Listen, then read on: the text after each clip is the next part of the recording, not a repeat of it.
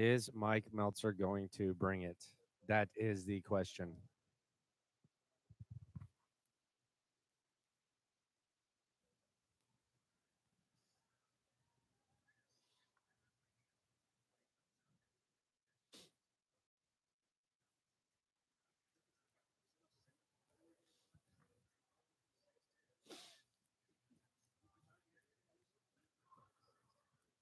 Good morning, live on day number 3 in Minneapolis on Radio Row. Mike Meltzer, Seth Payne, Landry Locker as well. Live at Radio Row, thanks to Bud Light Brew deep in the heart of Texas. We're on the Low T Center webcam, sportsradio610.com. Every guest who sits down with us is in the Twin Peaks hot seat. James Harden scored 60 points last night, first ever triple-double, scoring 60 last night. We will get into that at 6:15 this morning. We have our first blockbuster trade of the NFL offseason. Alex Smith getting traded from the Chiefs to the Redskins. In a couple of minutes, we're going to go through what possible splash move the Texans can make in this offseason. Obviously not at the quarterback position. Your first reaction to this trade was what, Seth? Elation that there was movement on the quarterback front, and also it distracted me from the State of the Union address. I was trying to watch the State of the Union address drunk last night because I spent the first hour here, and then I went home. Party. I took my Uber home and then watched the State of the Union. And I can't, like, all politics aside, it's exhausting, Mike. I get so wrapped up in the standing and the sitting. Like, I can't, I put myself in that situation. And I think if I were in Congress, I'd always want to be in the minority party just so I could sit the whole time. It's that part of it. I can't pay attention to a damn thing anybody's saying. Other than that, like when you're in the minority party, but they show a veteran or something, you got to stand and clap for that. Like, you have to. There's certain things you have to stand for. But yes. you look at them, you see them all looking about, and they're all looking at. They've got somebody that's giving them signals, like in a studio audience for a sitcom, how they tell you when to stand and sit, because you can see them kind of clapping and then nervously look around, and that tells them when to sit. So anyway, I was reading about the Kirk Cousins trade in the midst of all that. I'm just curious. I'm trying to put myself and look at it from the perspective of a Washington Redskins fan and wonder, what have I been doing here? It's like you've been treading water for 2 years with Kirk Cousins and while holding a 5-pound brick, and then somebody just takes one brick out of your hand and puts another one in your hand. I guess you've got a guy that's signable now, but he's 4 years older. 4 years older. He's 4 years older than Kirk Cousins. He's got some, I would say, some strengths in terms of athleticism that compare better than Kirk Cousins, but then in terms of arm strength, passing ability, overall passing intelligence, all of that, I would say he's not as good. So I don't know what this does for the Redskins. I think for the Chiefs, this is a bounty. Yes. This cornerback that they got is very versatile. They add to what is another potentially very explosive defense this year in Kansas City. And then you roll forward with Pat Mahomes being completely the key to how far Andy Reid and the Chiefs can go. And Andy Reid has a great history of trading quarterbacks, whether it's Kevin Kolb, A.J. Feely, Donovan McNabb. We'll see if this one is the latest one. I have a similar view to your point. My feeling right now is, I always ask this with professional sports teams, what's the plan? What's the long-term plan of what you're doing? What is the cohesive plan to build a championship contender? If I'm in Washington, D.C. this morning, I'm asking myself, what the hell have I been doing the last couple of years? You have the franchise tag on Kirk Cousins twice. It seems like the team is not really fully invested in Kirk Cousins, which I can understand from some respect, but it's not like that I move on from Kirk Cousins and I go to a total rebuild. Instead, I'm going to try to sort of massage the situation and go with a quarterback 4 years older, but already has the exact same questions that Kirk Cousins has, but just doesn't have as good of an arm and is 4 years older. And now you're locked into that. At least with Kirk Cousins, there was always the promise of upside. There was always that. Now you can draft a younger player. You could say that, hey, Alex Smith is a placekeeper. We'll draft a younger guy and see moving forward. But I think the biggest thing is, what exactly kept Kirk Cousins from signing Washington? It wasn't the money. And I don't know why people are still debating all of that. That Sports Illustrated article that came out quoted his father, where he said they could have made him the highest paid player in NFL history, and he wouldn't have signed. People say, well, he's making $24 million.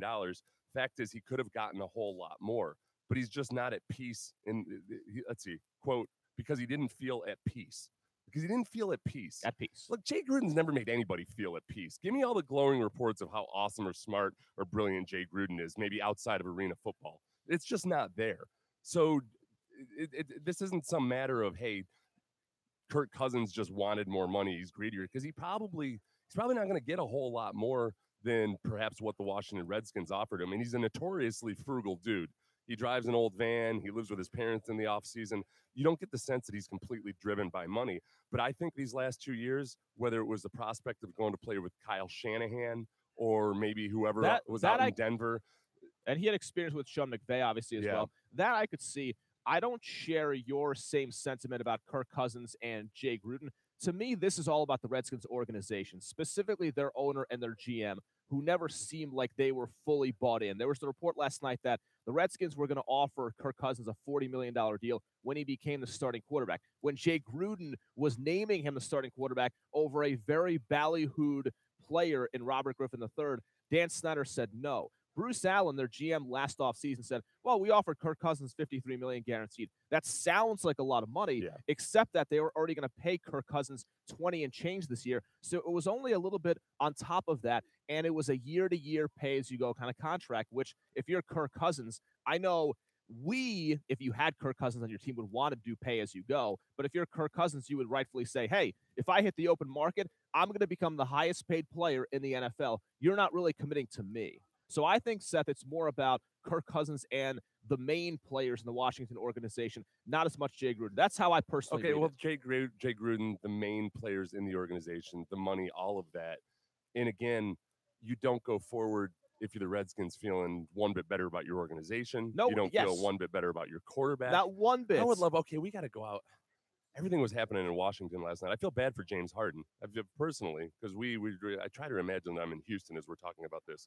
Between the State of the Union, this trade, everything else, James Harden just quietly and under the radar scores 60 points in a triple-double, the highest scoring output in a triple-double ever, I believe, breaking Calvin Murphy's record last night.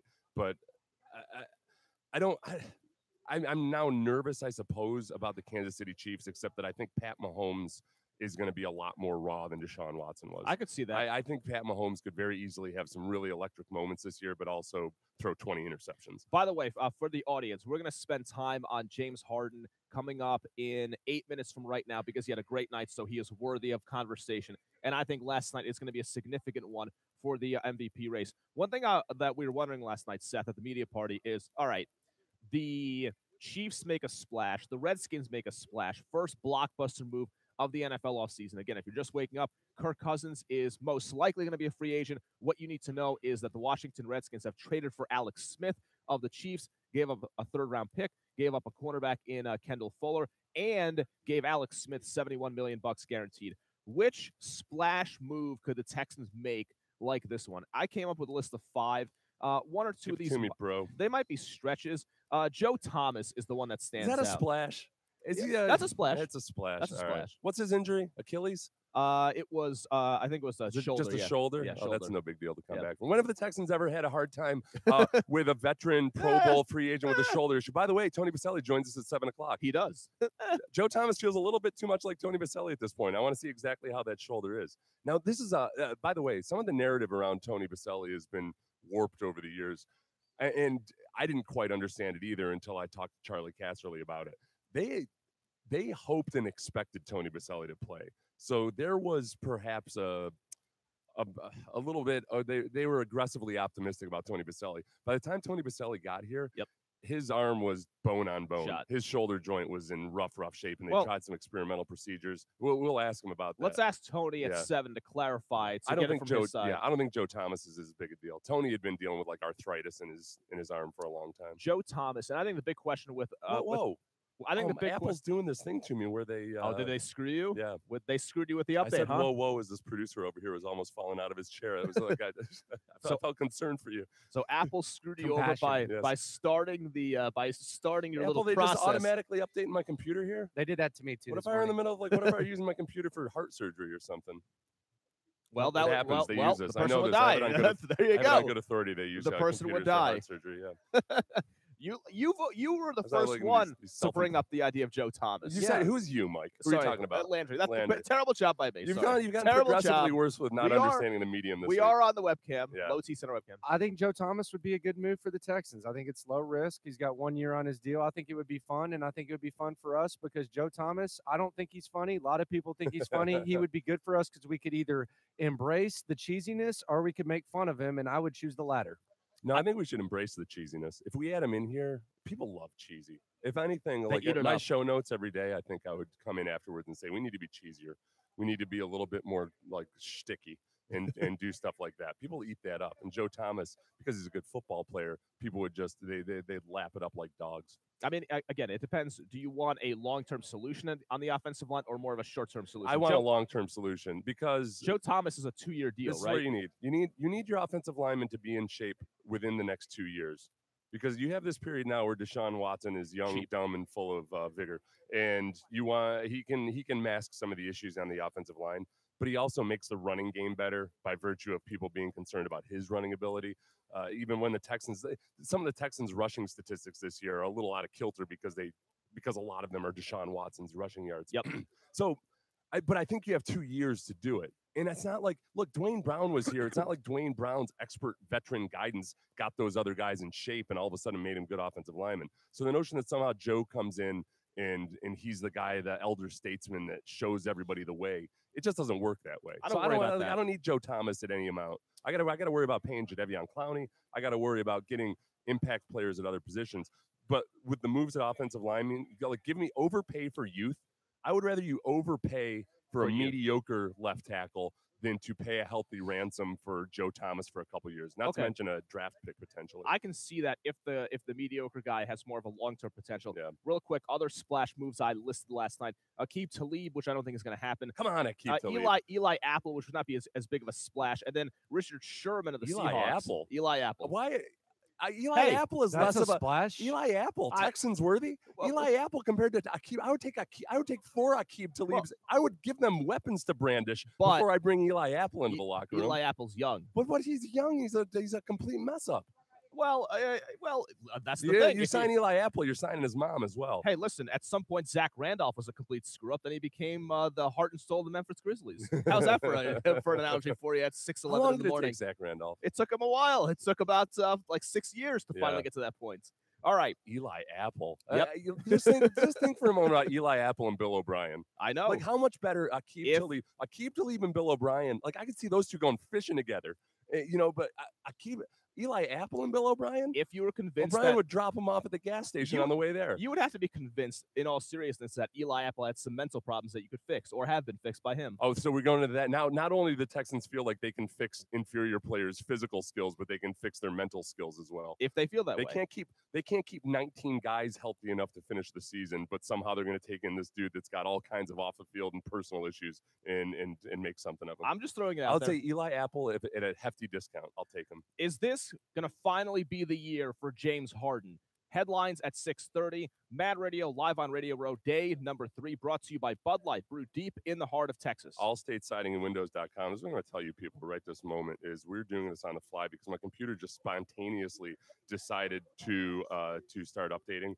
I'm going to look up Allstate Siding and Windows.com on my phone, Mike, because I don't have this phone number memorized, but I know that you guys need to know that they've extended their fall specials so you can get everything, all the great deals that they're offering in 2017. You can get in 2018. And this is the big one. You get new windows on your house today. You will pay no payments, nothing until 2020. No interest either during that time. It's just some great deals from Allstate Siding and Windows. Windows made in Texas for the Texas conditions, the hurricanes, the hail, all of that. And you can save up to 40% on your electric. Give Allstate Siding and Windows a call. Go to allstatesidingandwindows.com. That's allstatesidingandwindows.com. Hey, Landry, my thing it re-upped there. There you go. Hold on one second. Updated. I'm waiting for my phone number. Give them a call, 832-204-1936. That's 832-204-1936. Or connect online at allstatesidingandwindows.com. I think I'm doing a TV commercial for them next week. It's gonna be fun. Allstatesidingandwindows.com. Yeah, that did that to me too, and I was freaking out. I thought my computer was crashed. Did it do it today? Yeah, when I woke up this morning. Must have been something really serious. I'm good, buddy. Oh, yeah. Can I get a water? Here, let me give you money. Brother. They have water for us? God, life doesn't get better than this. Yeah, what's up, buddy? Yeah, sorry about that, man. I knew it started with an A. Okay, thanks, bud. Not till 7. You're doing God's work, Brandon. We got to get the Boselli versus Seth showdown. Boselli versus Seth. We're going to talk evolution. I want to get a picture between Boselli and Seth. Boselli thinks the Earth is 6,000 years old now. This is the thing. Boselli is like hardcore, like literal translation of the Old Testament, like everything. Like Noah was sleeping with a fish on the ark. So that's where he and I differ a little bit. I'm not anti-religion or anything, but I there. But we're not going to get into that. And he might have changed his views over time. I feel like Boselli could have been very popular in Houston. He would have been. No, he'd be very popular. He's an awesome guy. We just differ on a lot of. Yeah. No, and he would have been awesome if he had worked out. Tony Boselli. He was at Meathead 55. Tom McManus. Tom McManus might be the best radio interview from that team. Yeah, from that 99. I include myself in that. Like, dude, we got to get stuff to just get Boselli just fired up. If you were to bring me on for just a segment, I would tell people to go with McManus instead of me. We got to BS with Boselli. Yeah, no. We'll start with. Don't sit there and ask him about fucking Alex Smith, Meltzer, Slimeball. What should we ask him? I'm going to start off with politics. Okay. I'm good with that. Ask him if he watched the State of the Union yesterday. Yeah, no, okay. And I'm gonna. I won't get into his politics, but we can talk about. I honestly thought he was gonna. I thought he would be a politician by now. Okay, yeah, I really thought he'd be like a state senator or something.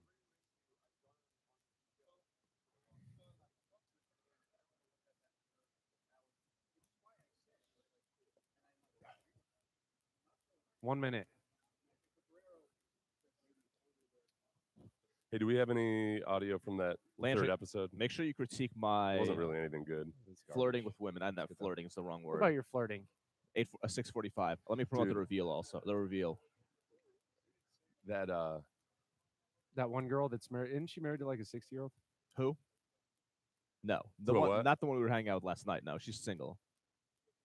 Why did someone say she was married to a 60-year-old? They are wrong. That would be. Sarah Eckert's 43 years old. Who's Sarah Eckert? I don't know if I should. We hung out with Sarah last night. She was a young. Yellow. How old is she? She's 43. She looks like she's like 25. She looks great. Yeah. Someone said she was married to a 60-year-old. Yeah, she's not. She's not. She's not. She's working with Tony Kornheiser. Michael Wilbon. Well, she's working for that show. Oh, but she's working for Wilbon specifically. Yeah. Is Kornheiser just like a contract employee? Let's talk about this. Hang on. Seriously.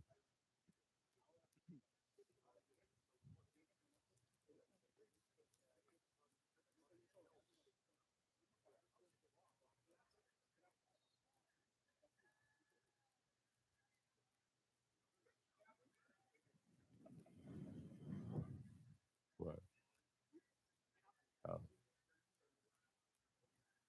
That was Bill Worrell on AT&T Sportsnet last night. 60 points for James Harden in a win over the Orlando Magic, 114-107. More on that in a moment. In my hand, I am holding the caricature that I did last night at the media party. You were all into that. We'll reveal it at 6:45 on the Low T Center webcam here, SportsRadio610.com. How long did you wait in line for that? About 20 minutes, 25 minutes. Landry not too long. You saw this caricature guy and like your eyes lit up, so you got in line for that. As soon as we walked in the door, Landry and I went. We made a whole revolution around the circuit down there. Before I was done, and tried a bunch of food and drank a bunch of free liquor, and then before you were done with that. So that was fun. That was the first time I've actually gone to the media party. It's not bad, right? I mean, they have it at the amusement park here, so they had all the rides running and everything. And we could have gotten on the rides. Yes, that wasn't for the public or anything. That was for we just could have gotten on the rides. The people who had access to the party. I was there for 47 minutes, and I got the hell out of there. You did. You escaped early. Home by 8 p.m. That was a good job by you. So I sat down, did a color caricature. I'm not sure how I feel about it. 6:45. We'll reveal it on the Low T Center webcam. You asked how this is going to go, and I was like, "You're not going to be happy with it." Okay. Nobody's ever happy with a caricature. Well, it's like you didn't understand the concept of a caricature. Jones got one as well, and I'm sure they'll show that on In the Loop later today after 10 o'clock. So 6:45 for that. All right, here's my take on James Harden. I think that he's going to win the MVP. Westbrook, I think that now this is going to be the year. We're not going to spend every day talking about this. We're not going to spend every 2 days talking about this because, the most important thing, obviously, as we know, is winning a championship and what they can do in the playoffs with James Harden. We know that. But the NBA MVP is a very important award. And last year, Russell Westbrook won incorrectly, in my mind, on the basis of things like hitting late threes against Denver in Orlando on a team that ended up being the 6th seed in the Western Conference. Guys like that usually almost never win the MVP in the NBA, and so Westbrook won last year on a team that was not a contender in any way. If you look at who's playing well this year and what Harden's been able to do, I think he will win the MVP award. And at this point, we've had MVP fatigue for about 2 years or so. I think Jose Altuve exercised a lot of those demons. I agree. So maybe that's why people. I just haven't heard as many people talk about it this year. I don't know if they've just been beaten into submission. I felt like last night was in some ways your worst nightmare for what you ultimately want for the Rockets this year and how concerned you are with Harden's minutes. Last night they've already got 2 key guys banged up. Then Eric Gordon gets banged up, and James Harden didn't set out to score 60 points, but he ends up having to play the rest of the evening, and that's what they needed him to do. He was the hero they needed him last night. I love the output. I'm not gonna poo-poo this performance on that evening, but you see some of the issues too moving forward with all these guys banged up. If Harden enters the playoffs as beleaguered and tired as he was last year, this is a problem, Mike. I don't want him making a push over the last 10 games for the MVP. I agree with you. Last year, there was a push for the MVP. It was a race between him and Westbrook, where other teams like the Spurs and what have you are resting their starters, parsing out their minutes, all of that. And I'm torn a little bit. If he had won, and that's where if Harden had won the MVP last year, then I don't think you'd be in that situation this year where Harden might be pushing for the MVP at the end. My impression going into the season is I think the Rockets and even James Harden himself almost conceded like, hey, we're not going to go for this because it's just there's so many things that you can't control. Somebody like Westbrook puts together a historic season on a team that wasn't that great. But objectively, listen, Russ played great last year. He averaged a triple-double. It was overhyped, like how inadequate his supporting cast was. Yeah. A lot of those guys were going on to play well. Play well elsewhere without Westbrook with him. It's like part of the reason for their lack of production was because Westbrook was so concerned with scoring triple doubles. That's all in the past.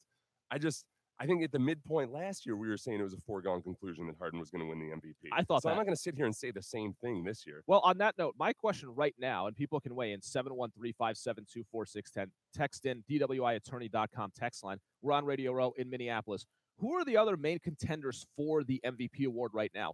Is it LeBron James? Is it Kyrie Irving? I'm having a hard time finding a specific candidate. Are we going to give the MVP award to Steph Curry for the 3rd time in 4 years or whatever it would be? Or is Kevin Durant really in the running for MVP award? I feel like the tie goes to James Harden. It's almost, and there's a tendency when we talk about these things to act like there's a committee making this decision, like it's the bowl committee or something. 50 individual people. It's 50 individual people, but there does seem to be more maybe consensus building over these last few years than there was before, that it almost is like, well, hey, this is the year that we're going to reward team success, or hey, this is the year that we're going to give it to a guy that's been really good for a long time and he had a good individual season this year, so it's about time we give it to Westbrook. And I don't know if that's because people are so much more interconnected on Twitter now or because of NBA League Pass or what have you, but that's just the sense you get. And barring some I guess if somehow the Cavs pulled themselves out of whatever they are right now, and LeBron James obviously would be at the forefront of all that, I think there's still a way for LeBron James to very easily sneak back into this discussion, because that would be very much like, okay, this is the most LeBron Jamesian thing that's ever been. He's done it before with a lesser cast around him, but this year it would be a true surprise. Do you agree, though? Do you agree with the idea that if it's very close or a tie, the tie will go to James Harden, like the tie goes to the runner in baseball? because of everything I just said. I feel like the voters collectively now are at this point where I think the interpretation of a foul has helped him a little bit. There's less talk, I think, and less complaining about James Harden's going to the line because they changed the rule. So there aren't as many egregious examples of what the hell, that's not a shooting foul. And I think that helps. With him, he's always going to have to fight that. He's going to have to fight that perception of A, being a flopper, and B, just having so much of his production coming off of perceived flops, or at least drawn fouls. Giannis early in the season was billed as somebody who could win the MVP, and I think he will at some point. But here's the thing with Giannis. The Milwaukee Bucks are the 6th seed in the Eastern Conference. You can't give the MVP award in the NBA to a guy who's on the 6th seed in the East. No offense to Giannis, but, I mean, they're behind a Cleveland team that hasn't done anything this year, Miami, and the Washington Wizards. Giannis Antetokounmpo is not a legitimate candidate right now for MVP the way they historically give out this award. So basically it's James Harden, it's LeBron James, and then I guess if you want to, the guys from Golden State. But I don't think that the public – I know the public doesn't vote, but you know what I mean. I don't think people really want to give the award to Steph Curry or Kevin Durant, to say nothing of the seasons those guys have had. No, I don't think that is. That's where I'm at on James Harden. And obviously the overall take on James Harden is, so he breaks Calvin Murphy's record, which has stood for a long time, 57 points. And Calvin, as you would expect, was very gracious last night. James Harden is going to go down as the 2nd greatest player in the history of the Rockets franchise. He will be in the rafters, number retired, all that. The big question with James Harden and the Rockets is, will they win anything with him as their best player? That's the big question. It's and I guess the question with that becomes, and this is their best chance. No, but how much longer are we going to be stuck in this zone where no matter what he does individually or however many marquee free agents or Chris Pauls they trade for, exactly when are you going to actually have a realistic chance to beat the Golden State Warriors? I'm not sure. I mean, because for him to actually be on Hakeem's level, really, for him to do it in the prime, it's going to have to be he's going to have to beat the Golden State Warriors, or at least play great in some valiant effort. I think that would be good enough. A honestly. Valiant effort in the conference finals, and not like mixing in a game with 8 turnovers or 10 turnovers, but just play out of his mind, play great, like he did 2.5 years ago, the first 2 games. If he played like that over a 6 or 7 game series, I think people would say, you know what, that's a great performance by Harden. His team just was not good enough. You know what I like about Calvin Murphy? I very rarely feel like guys are genuinely happy to see their records broken. I feel like Calvin Murphy is so first unique as an individual, but then also because he's still in it every night and he watches his team every night. Yep. I don't get this sense. A lot of times you watch these other guys and they know they have to be gracious and maybe they are happy for the guy, but a little part of them's dying. I feel like Calvin Murray is like so completely about whatever he's doing that moment that he enjoys just being able to talk about that thing instead of worrying about his record being broken. I agree with you. That makes sense. We have headlines. I miss Calvin. I miss him up here in the north. Headlines on the way. James Harden scoring 60, and we've got the first blockbuster trade of the 2018 NFL offseason. We're live on Radio Row, day number 3, brought to you by Bud Light, brewed deep in the heart of Texas.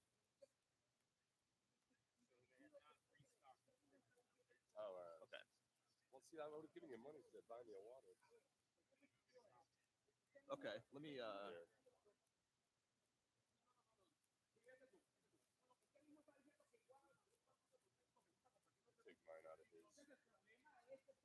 Just a water. Do you have any? Did you bring your Advil? Yes, I got it.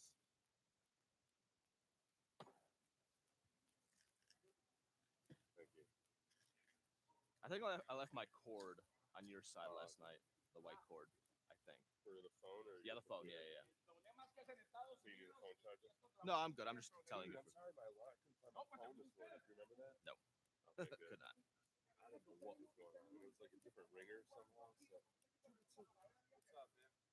What up? Yeah, I'll call for Harden. They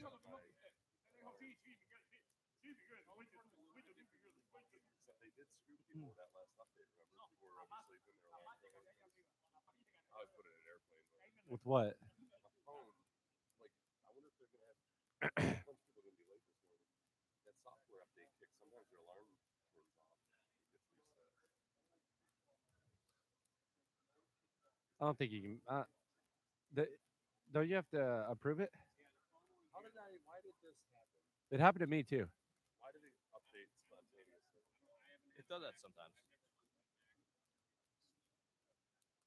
Jesus, dude, how poor are you? I have 3 kids and my wife works Honestly, my favorite thing is like teenagers acting like you have an Android, you're like a popper. I actually enjoy that, like even though it's so stupid.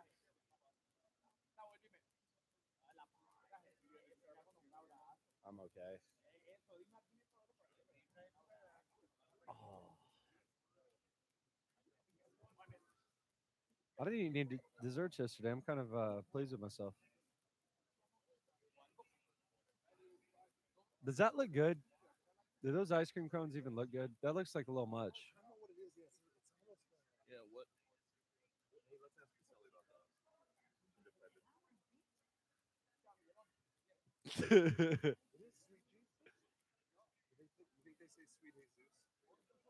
Nah, they don't know who Jesus is here. They never heard of that. They don't know anything about Jesus in Minnesota.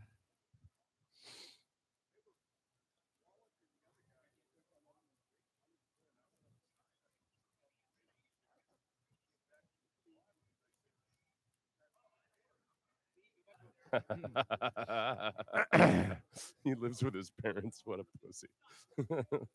Who? He's talking about Cousins Does he really live with his parents? in the off season. Yeah. That's an interesting option. He's extremely frugal.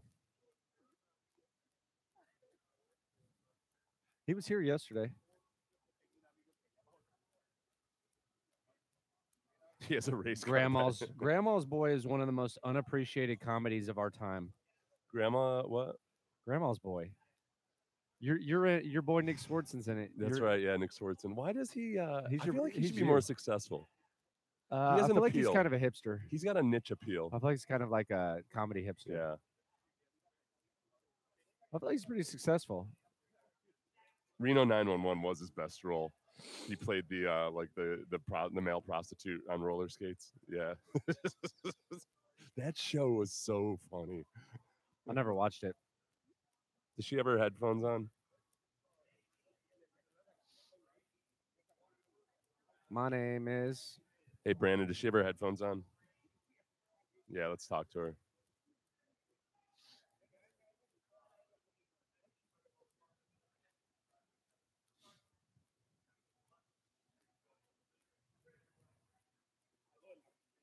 Ooh.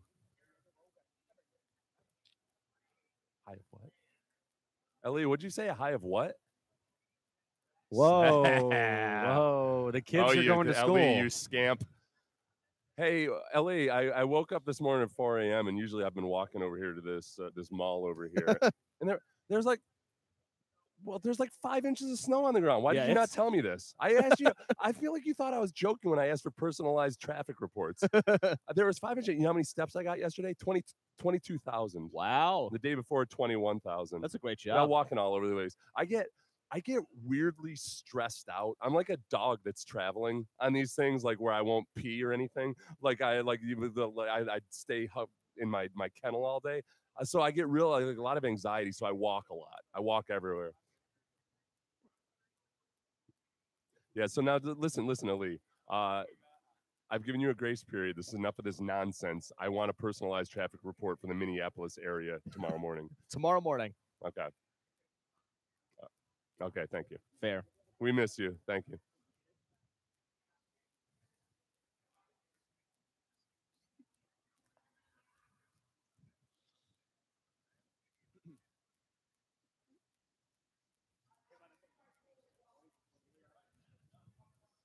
We're here at Radio Row thanks to Bud Light, brewed deep in the heart of Texas. We're on the Low T Center webcam as well, sportsradio610.com. Every guest who sits down with us is in the Twin Peaks hot seat. First one is Tony Boselli, one of Seth's former teammates, coming up at 7 o'clock. I did a caricature last night, sat down for it. We reveal that on the webcam at 6:45 and have you guys judge and see if you like it. Headlines. Yes, everybody leave your meters and go watch on the webcam. Yes, exactly. Headlines with Landry right now.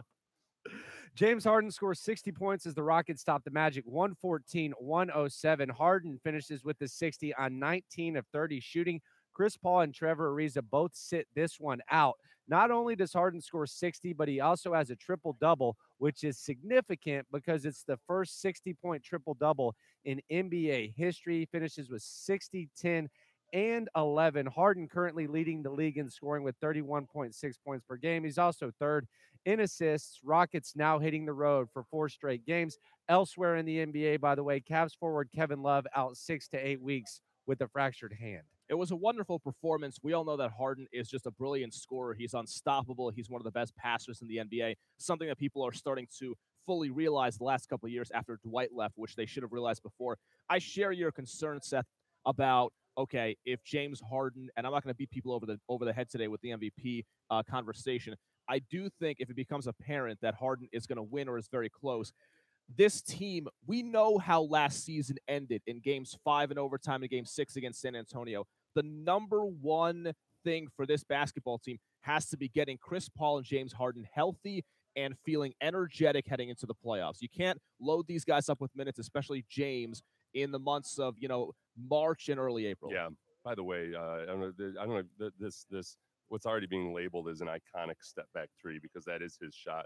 But his step back three as he was getting fouled. Good job by AT&T Sportsnet doing the split screen with Calvin Murphy clapping on this. I'm honestly, I think I'm as happy for Calvin Murphy in all this as I am James Harden. Because now more people are talking about Calvin Murphy. People nationally, like that highlight that they're showing on whichever network this is, and is this NBC, whatever it is, I don't know. It's Calvin Murphy right there. Because we love Calvin in Houston, obviously, but nationally, I'm guessing not a lot of people talk about Calvin all that much. And today is a day where Calvin Murphy will be mentioned basically everywhere because his record is the one, obviously, that James broke. And as far as, look, the Magic are not a good team. They were hitting a bunch of shots last night. It was that kind of night for him. It was the perfect night for this to happen. They needed James Harden to be full James Harden last night. And here is James Harden after his 60-point triple-double right here.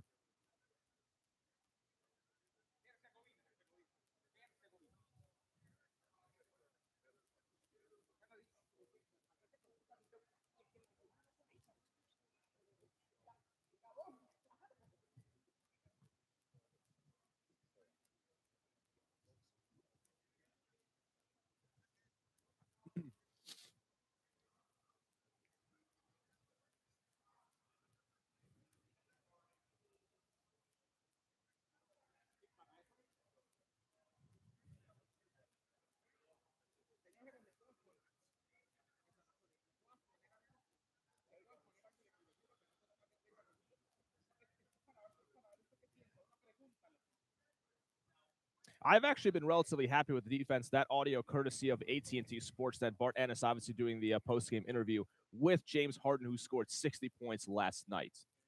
The road trip they go on, by the way, is at San Antonio, at Cleveland, at Brooklyn, at Miami. The first two are national TV games. Tomorrow on TNT, and Saturday, the ABC Showcase game. Next headline.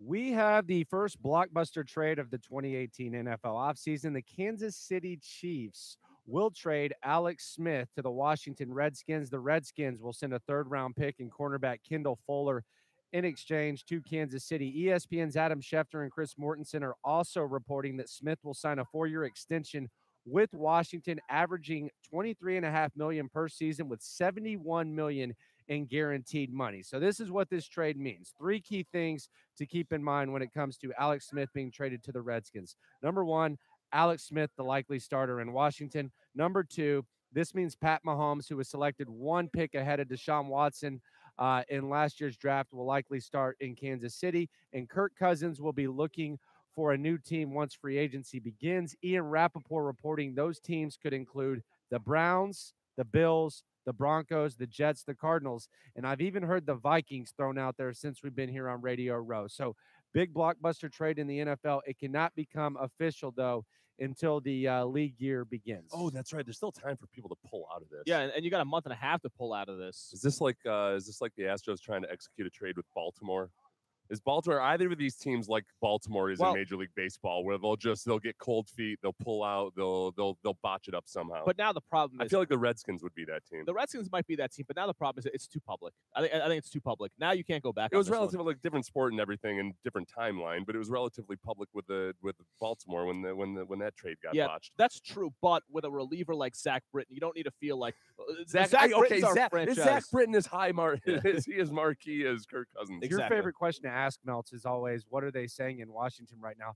I don't have a good pulse of Redskins fans, but I doubt there are too many fans too thrilled about this. Well, again, it all comes back to this. What is your plan at franchise quarterback? What is your plan? Like, I can understand the Redskins basically thinking to themselves, okay, Kirk Cousins clearly is somewhere between good to maybe very good at times, but he might fail you in the biggest moments, and you feel like, okay, against the best teams in the NFL, the best defenses, is this guy the solution to beat the best quarterbacks in the league? I get that. But think about this. You franchise the guy 2 years in a row. Like, I'd almost be more excited as a Redskins fan if I was just tanking, dude, than bringing in Alex Smith. Can I tell you something? And I like Alex. Can I tell you something? Yes. I didn't hear a thing that you said for the last 45 seconds, and it's no fault of your own. I'm just sitting in here and just for the first time since I've been in radio, not having to have these damn discussions about quarterback. It's exhausting. Yes. It's just every damn year. Like, what are you going to do? Like, and I don't know. Like, it's not like these guys from Boston haven't had to talk about it for 15 years because they've got one of the best ever. For at least 2 years here, we're not going to have to talk about this nonsense about how the hell are you going to come by your quarterback. Yes, I agree with you. Well, that was my major issue with the Texans back in 2014, now 4 years ago, is by waiting so long to pick a quarterback in Tom Savage. My question was, what was your plan at quarterback for those 2 years? That's why Bob McNair, late in 2015, said in the middle of the season, basically, hey, yeah, we're searching for a franchise quarterback, because there was no tangible activity of how they were searching for a franchise quarterback. That was my issue. I mean, I share your sentiment. It definitely got frustrating. And I apologize for not listening. Oh, that's okay. I just wanted to enjoy the moment. I'm trying to be more in the moment. I'm trying to take things. I like this. Like, be like, okay, I'm happy with this. I'm gonna be. If I can be happy for like 3 minutes a day, I'm gonna just really soak it all in. And for that 45 seconds, I was kind of off it. I was blissful. Thank you for that. You're in a mall food court, yeah, Mall of America. Where else would I want to be? Where else would you rather be? In front of a Carlos Bake Shop. I had 1.5 of their cookies last night at the media party. Okay, but can I talk about something real quick? You can. You turned down a cannoli. I presented you a cannoli. I'm not you a big. Acted like you were like trying something sexual for the first time that you weren't sure about. Here's the weird thing about me. I can have a sweet tooth at times, but sometimes when a delicacy or a pastry has too many. There's a lot going on. Let me tell you something about you. Yes. It's like you want so much to be an elitist. You want to be one of these tea sippers. Yes, you do. No, I don't. With your pinky up. Oh, you're shocked that Tom Brady doesn't have a driver. Like, this is what you want. Oh, surprise. You have an image in your perfect mind. Your image of a rich person is like a 1930s rich guy with like a top hat and trading places. A guy named trading Jeeves. places. Yeah, so like that's what your image. And yet, when it comes to desserts, yep. You're a damn peasant. You're you're a pauper. That's you're a good way to put cookies and brownies and stuff. No, when it comes to food, period. Yeah. Sandwich. That's all he wants is a sandwich. My favorite food is sandwiches. You're 100% correct. I'm a very, very simple. You got to step up your game. If you're going to be a snob hard. This is a weak snob game out here. Tony Boselli is going to join us at the top of the hour. We're going to get to the bottom of exactly how hurt he was when he was taken by the Texans in the expansion draft. All right, I did a caricature, or actually, physically or emotionally. Someone did. Oh, I guess both. Someone did a caricature of me last night. We're going to reveal it on the webcam, and also Landry is going to critique the evening that I had last night. He's going to be very critical, which people always enjoy. We will do that next. Mad Radio live on Radio Row, brought to you by Bud Light, brewed deep in the heart of Texas. Hey, Ability Trees, beautiful, healthy trees. Look, there's no leaves on the trees up here right now. It's a barren wasteland. You got to take care of your trees 365 days a year in Houston. That's why you go with Louis Flory and Ability Tree Experts. He's been at it for decades. Louis Flory is Houston's tree care expert. Go with Ability Trees. They'll keep your trees healthy. When the strong winds come through, your trees will be perfectly pruned to allow the wind to come through to get that beautiful mixture of sunlight and shade. It's Ability Tree Experts. Go to abilitytrees.com or give them a call at 281-441-4179. 281-441-4179. That's 281-441-4179, or visit the website abilitytrees.com.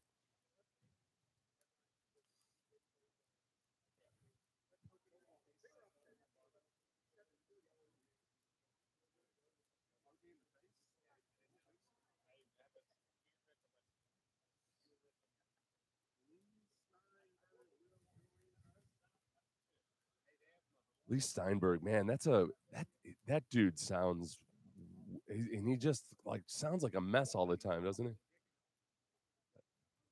What?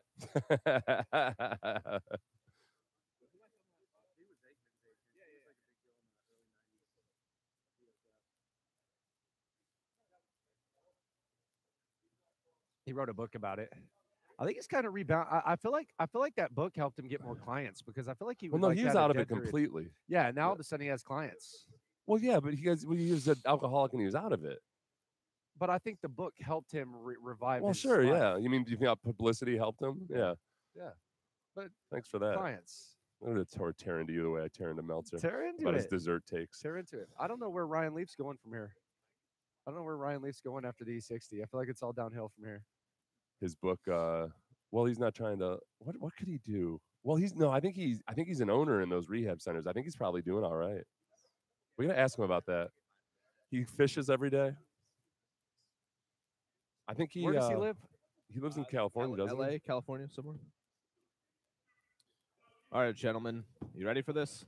You'll have to do the play-by-play.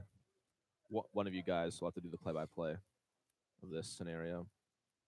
Also, you may need to help me wrap Can we this back Facebook up. Live this? We can, yeah. Do I have it on my phone? That's the question. Facebook. The.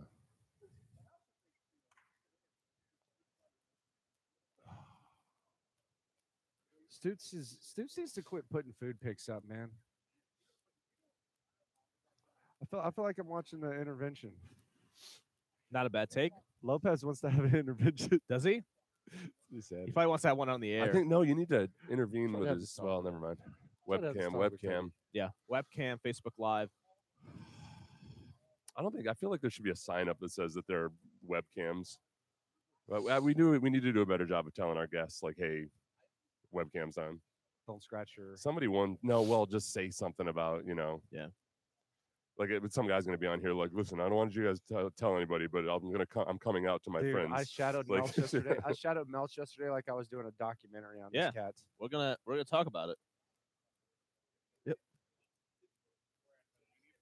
Yes. Jim Mudd's walking over. Watch out. No, he's not.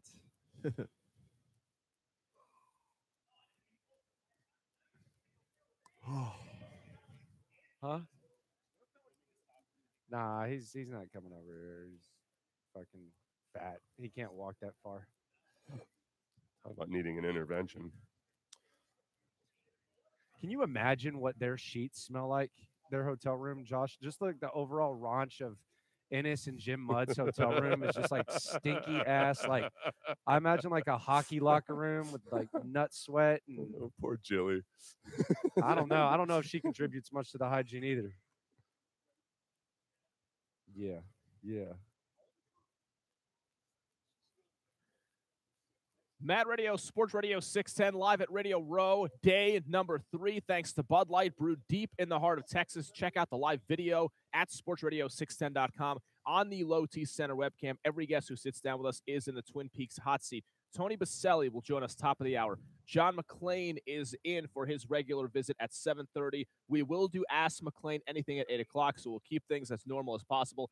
Last night at the media party, at the Super Bowl, which was also at the Mall of America here in Minneapolis, somebody did a caricature of me. I am going to reveal it right now on the Low T Center webcam. All right, here Let me we go. see I this. know So this you is radio. I'm gonna show this to Who you. the hell is that? Yes. That looks like Mike Golick Jr. Yes. Get a picture. All right, That here we go. doesn't- I don't know what to think of Landry, that. Did you pay money for that? I tipped the guy $5. Here, No, smile, that's Mike. ridiculous. You need to get that $5 back. I kind of feel like I do. I'm going to put it up Low T Center webcam, Sports Radio 610.com. is That doesn't look Nice. anything like you at all. I feel like I was gypped for my free caricature. He was a little I was- too, you know, I was although I'll say that's a better looking beard than you have in real life. I agree He actually with did you yeah. a favor. You know what the problem is? This is too good looking. This is Like, and not to say that you're not a good looking guy. It's too handsome. it's too handsome. Okay, Yeah. I'm okay with that critique. I just Look at his hair. like Look I- at his hair. That's like a that's not my flowing hair. mane. That's not my hair. There's like a This- superhero in a this- cartoon or something. There's thi- like a prince. Is this closer to Ryan Fitzpatrick or Mike Meltzer? It's not like, close to Ryan I get- Fitzpatrick. It's somebody better looking than well, Ryan here's a Fitzpatrick. big question. I feel like if you put this as your Instagram profile, Yes, then people would accuse you of like using a picture that's too. Seth. Do my It's too cheekbones generous. look like that? Like rosy? No, this doesn't and- look anything like you. Do my here's a big question. Do my eyes look like my eyes look? No, I don't think so. You look like, except that part of it, you look like you're wearing one of those Philadelphia dog masks that creep me out. Yes, I mean I've always wanted to get a caricature because I'm vain like that, because I want to see what got, people, the way that one of those people. I would need to go get another one. You got to come down to Kima Boardwalk. I'll do that. We're gonna have you and Landry down for dinner, and Okay. I'm like 3 minutes away from Kima Boardwalk. We'll go and we'll do that. I'm down with that. We got to see there. You'll get a good caricature, because I got a caricature at Kima Boardwalk with my daughter, and like frankly, my self-esteem went down tenfold because I look hideous in it. Did it was it? absolutely hideous. Yeah. So I was teeth even bigger than usual, forehead like you could show a movie on it. All these things, yeah. All my worst features, just bam. They all out there come for out. the world to see. Well, at least it looked like you. Mine does not look like me. Yeah. So here's what we're gonna do. Low T Center Webcam Sports Radio. Yeah, you're not that. 610.com. I don't honestly. I don't mean to be harsh. You're not that good looking. That's fine. That's I'm you're okay a with pleasant that, enough looking man, but not like that guy. I'm okay that with that guy. Like critique. I'm kind of thinking about like, hey, maybe I'd experiment a little bit. This is. Here's what we're gonna do. We're going to put this on Twitter, right? Let's do a poll about this. We got to create some kind of question about how close it looks or doesn't to me. Are we good with that? So we'll do that at Sports Radio 610 at That Landry guy, Locker. that's like the guy, honestly, he might have been thinking about the guy he was in love with in high school or something. Because I don't know where any artist, like any self-respecting artist would think that was you. But the people who would be eligible for worst take of the week if this was actually on the air, Yeah. Chris Jones and the great Cody Stutes were watching the caricature as it happened, and they were basically like, yeah, like this nodding, is great. like, This is really yeah. good. That's right. He did one of Chris Jones, and it was pretty good. I thought it looked like Chris Jones, but I think this guy is he's a nice caricature artist, because the one of Chris Jones, it looked like a younger, more manly version of Chris Jones. Yes. I felt like that could actually realistically be an Instagram whatever. But this one not. Do you have a profile picture on Instagram? What do you do? I don't know if I do. I need to check. What do you on mean that. you don't know if you do? I don't know if I do. I need to check my well, phone. no. and see. Is that how it works? Is that how Instagram works? I forgot. Or is it just like the last picture you posted? One more thing. I felt bad yesterday because I was talking about how fat both you and I are. You're not fat, Mike. Okay, thank you. You're not. You're That was not 2 days fat. ago. You're not a little fat late either. to that apology. That was 2 we've days gained ago. a little bit of weight, but there's a profile picture on Instagram. Yes. I don't necessarily want you taking whatever supplement that is that Landry's peddling. Is it Spark? Yeah, it's good. That It's a great supplement. We used to take it a lot in Okay. the NFL. We used to spark. You'd spark up before the game. Yep. But that was back when they had ephedrine and guys were taking ephedrine. And I don't know. I haven't taken the ephedrine-less Spark. But ephedrine used to be all over remember Corey Stringer died in training camp, and he'd been taking ephedrine. Famous moments. And they banned it within a couple of years. They banned it everywhere with good reason. The stuff was like, it was like one grade below It's a speed. great supplement. Well, okay, now you're confusing ephedrine and Spark. Okay, don't get me sued by the Spark people. Let me just say I'm talking this. about. I'm talking about the mini thins that you would get in gas stations. Seth, do you tell a recovering addict not to smoke cigarettes? No, I'm recovering from an energy drink addiction that cost me my gallbladder and has cost me a lung or two in my time since I had a few relapses. You need to be supporting my Spark habit. But no, now. but this is why it's because you're mixing it yourself that somehow it's different than other energy drinks. It's There's not no carbonated. caffeine. Give me that packet, you dumbass. All right, Mike, grab that There's packet. did you even read the ingredients? There's no caffeine. Yeah, I guarantee you there's It's not something even that's Spark, right there. guarana. I bet it says guarana on it, which is caffeine. Right there. Watch this. Yeah, watch read this. that. Read Let's it. see. Read it, Seth. Fructose. I'm scared. This is health Seth Payne coming out here. Golden root extract. Okay. Oh, look at this. There's no caffeine. Yeah, just a little weenie shrinkage. You're still a dumbass. Just a little weenie Does shrinkage. it give you weenie shrinkage? I don't know. That's allegedly. knowledge. That's evidence that it's working. They used to bully us. They used to bully us into not drinking Mountain Dew back in the day because they said yellow 5 would shrink your weenie. If there's a I remember that. Yeah, that was a big now thing. you know what would shrink your weenie was ephedrine. It Would was it? like guys would take a few mini thins, and it was like good luck finding it sometime in the next 12 hours. Yeah. It's like You just got dunked on. Yeah, Now- Seth's checking that hold out. on now. a second. I bet one of these is. But that's caffeine. not Spark. That's actually V16. So it's You a new son thing. of a! All right, give me the Spark. What are you? You're lying. You're back to being a dumbass. You redeemed yourself for like 30 No, that's seconds. what I'm drinking though. I have some Spark too, just for the You for the sake of things. can we just read?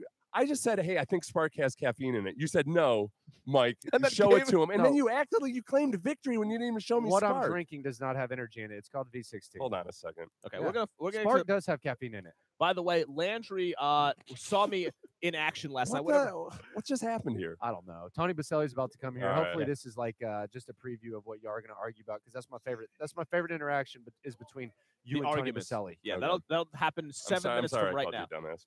That's That's okay. okay.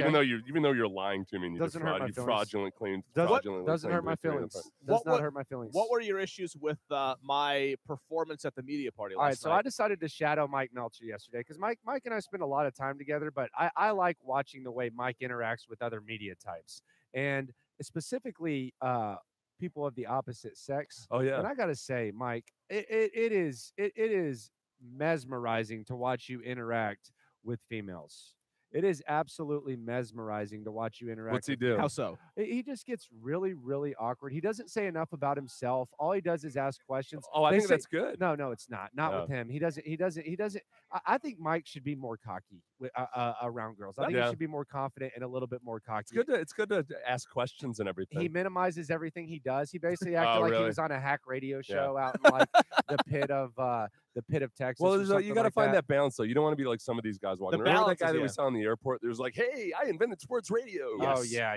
Let's See, not name his name. He might be around here somewhere. See, that's the problem. That's the problem. Like objectively, I have a job that is it's a very cool job. I'm happy to have it. It's a fairly big platform in Houston, obviously, but it's not the first thing I want to say when I meet somebody because then you come across. You hadn't met her though. She was basically trying to catch up with you. Oh and yeah, you yeah. just- She you- knows who I You am. weren't bringing anything. And the other thing about Mike that I found interesting is we're actually going to have his old roommate on tomorrow who 9:15. covers the Eagles. There's an event known as the dinner. It's just known as the dinner. Yep. And just to tell you, I'm in not Mike's gonna, circle of friends, I'm not going they call it the dinner. Yeah, I'm not going to mystery tease this, but basically Mike lived in a house with a bunch of guys, and those guys decided that they were going to meet up for a dinner. 4 or 5. How many years down the road? 4 years ago in New York City, Yeah. at the last night of Radio Row. They had not been in the same room Yeah. for 4 years. Yeah. So they set up a dinner. That part's a lie. They set up a dinner. Together, had they been in a room together in the last 4 years? We had been. It was a reunion. But it was, a reunion. reunion. It was a reunion, and they were excited. 10 minutes before the dinner, Yeah. Mike Meltzer calls them and asks if his ex can come to the dinner. And it's not like he was hanging out with his ex and catching up Yeah. with her. This was his first interaction with his ex in a long time, too. Yeah. So he sets up a They had to lock that he booty sets up- down beforehand. he That's sets what, up like what? I a don't. I see no issue with reunion, this. and it's basically just an awkward dinner where the guys are at the end of the table and Mike Meltzer's right there catching up with his ex. while his Everybody's buddies are there. censoring their speech and everything because My- they don't even know like what your relationship is with Exactly. Yes. My Yeah. friend Zach Berman will join us tomorrow at 9:15. You guys can. your ex. Why'd you quiz do him. that? It was that good, huh? You just had to. You're like, all right, I'm gonna. As I told my friend Zach, this is really revealing here. You know how as a guy, sometimes you might do some things on the down low that you Yeah. don't tell anybody back Yeah. in your single days, right? You Yeah. do.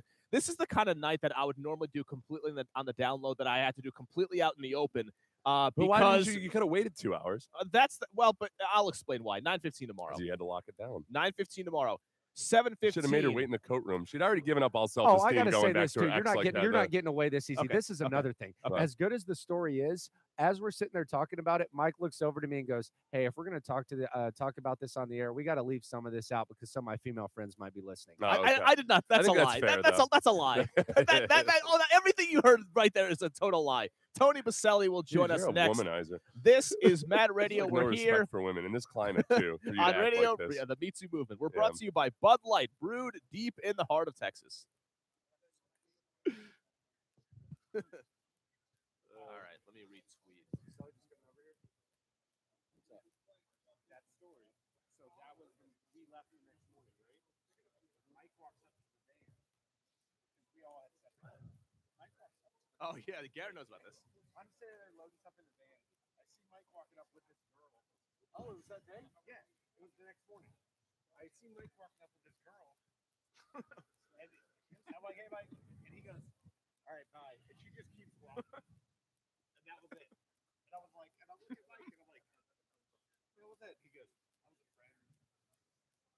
That's what you said. You didn't say my ex or anything. Later, he revealed it was his ex.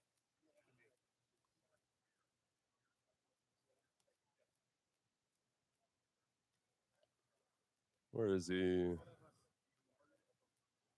Who's this? Who's this guy hovering? What? What's that? What's that? Who?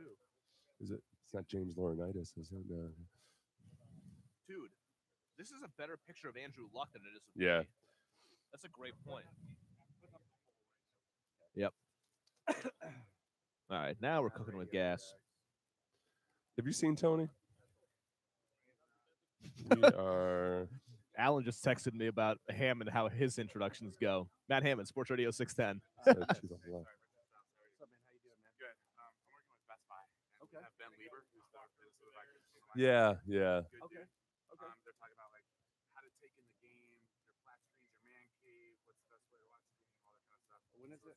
Between 7:20 and 8:20. Low kid. We have like 4 guests in that time, so we have we have like a window going there. Yeah, today's like our real heavy guest day. Okay. Yeah. I'm gonna do a card in case you get a no-show. Okay. Cool. Shoot, where's that family? Or dude? Yeah. Text me. Perfect. Bye. Awesome, man.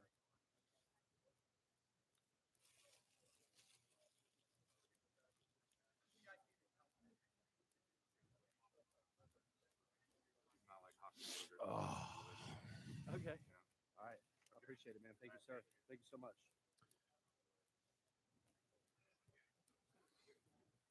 Good job.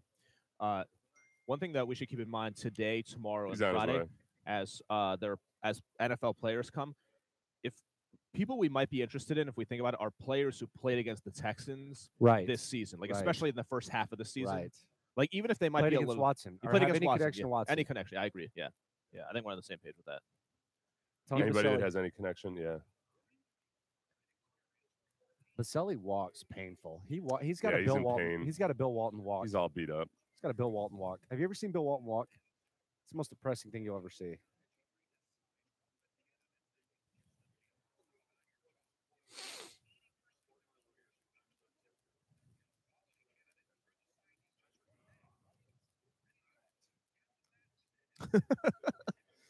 I love this caricature. Dude, that should be your profile pic, honestly. You need to have some more swag. I think you need to make that your profile pic right now. That's a good. I'll Yeah, do right that. now. I'll do that. I'll do You got that. a basic bitch profile pic right now. There's Boselli. Seth, you're. I'll say this. I'm not gonna say this on the Dilly microphone. dilly? Hey, take it. I'm not gonna say it on the microphone. Hey, take. Tony B.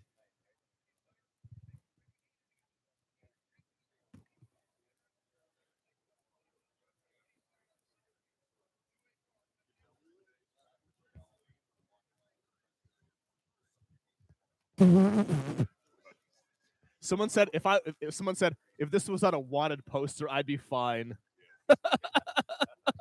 Middle screen. You I'm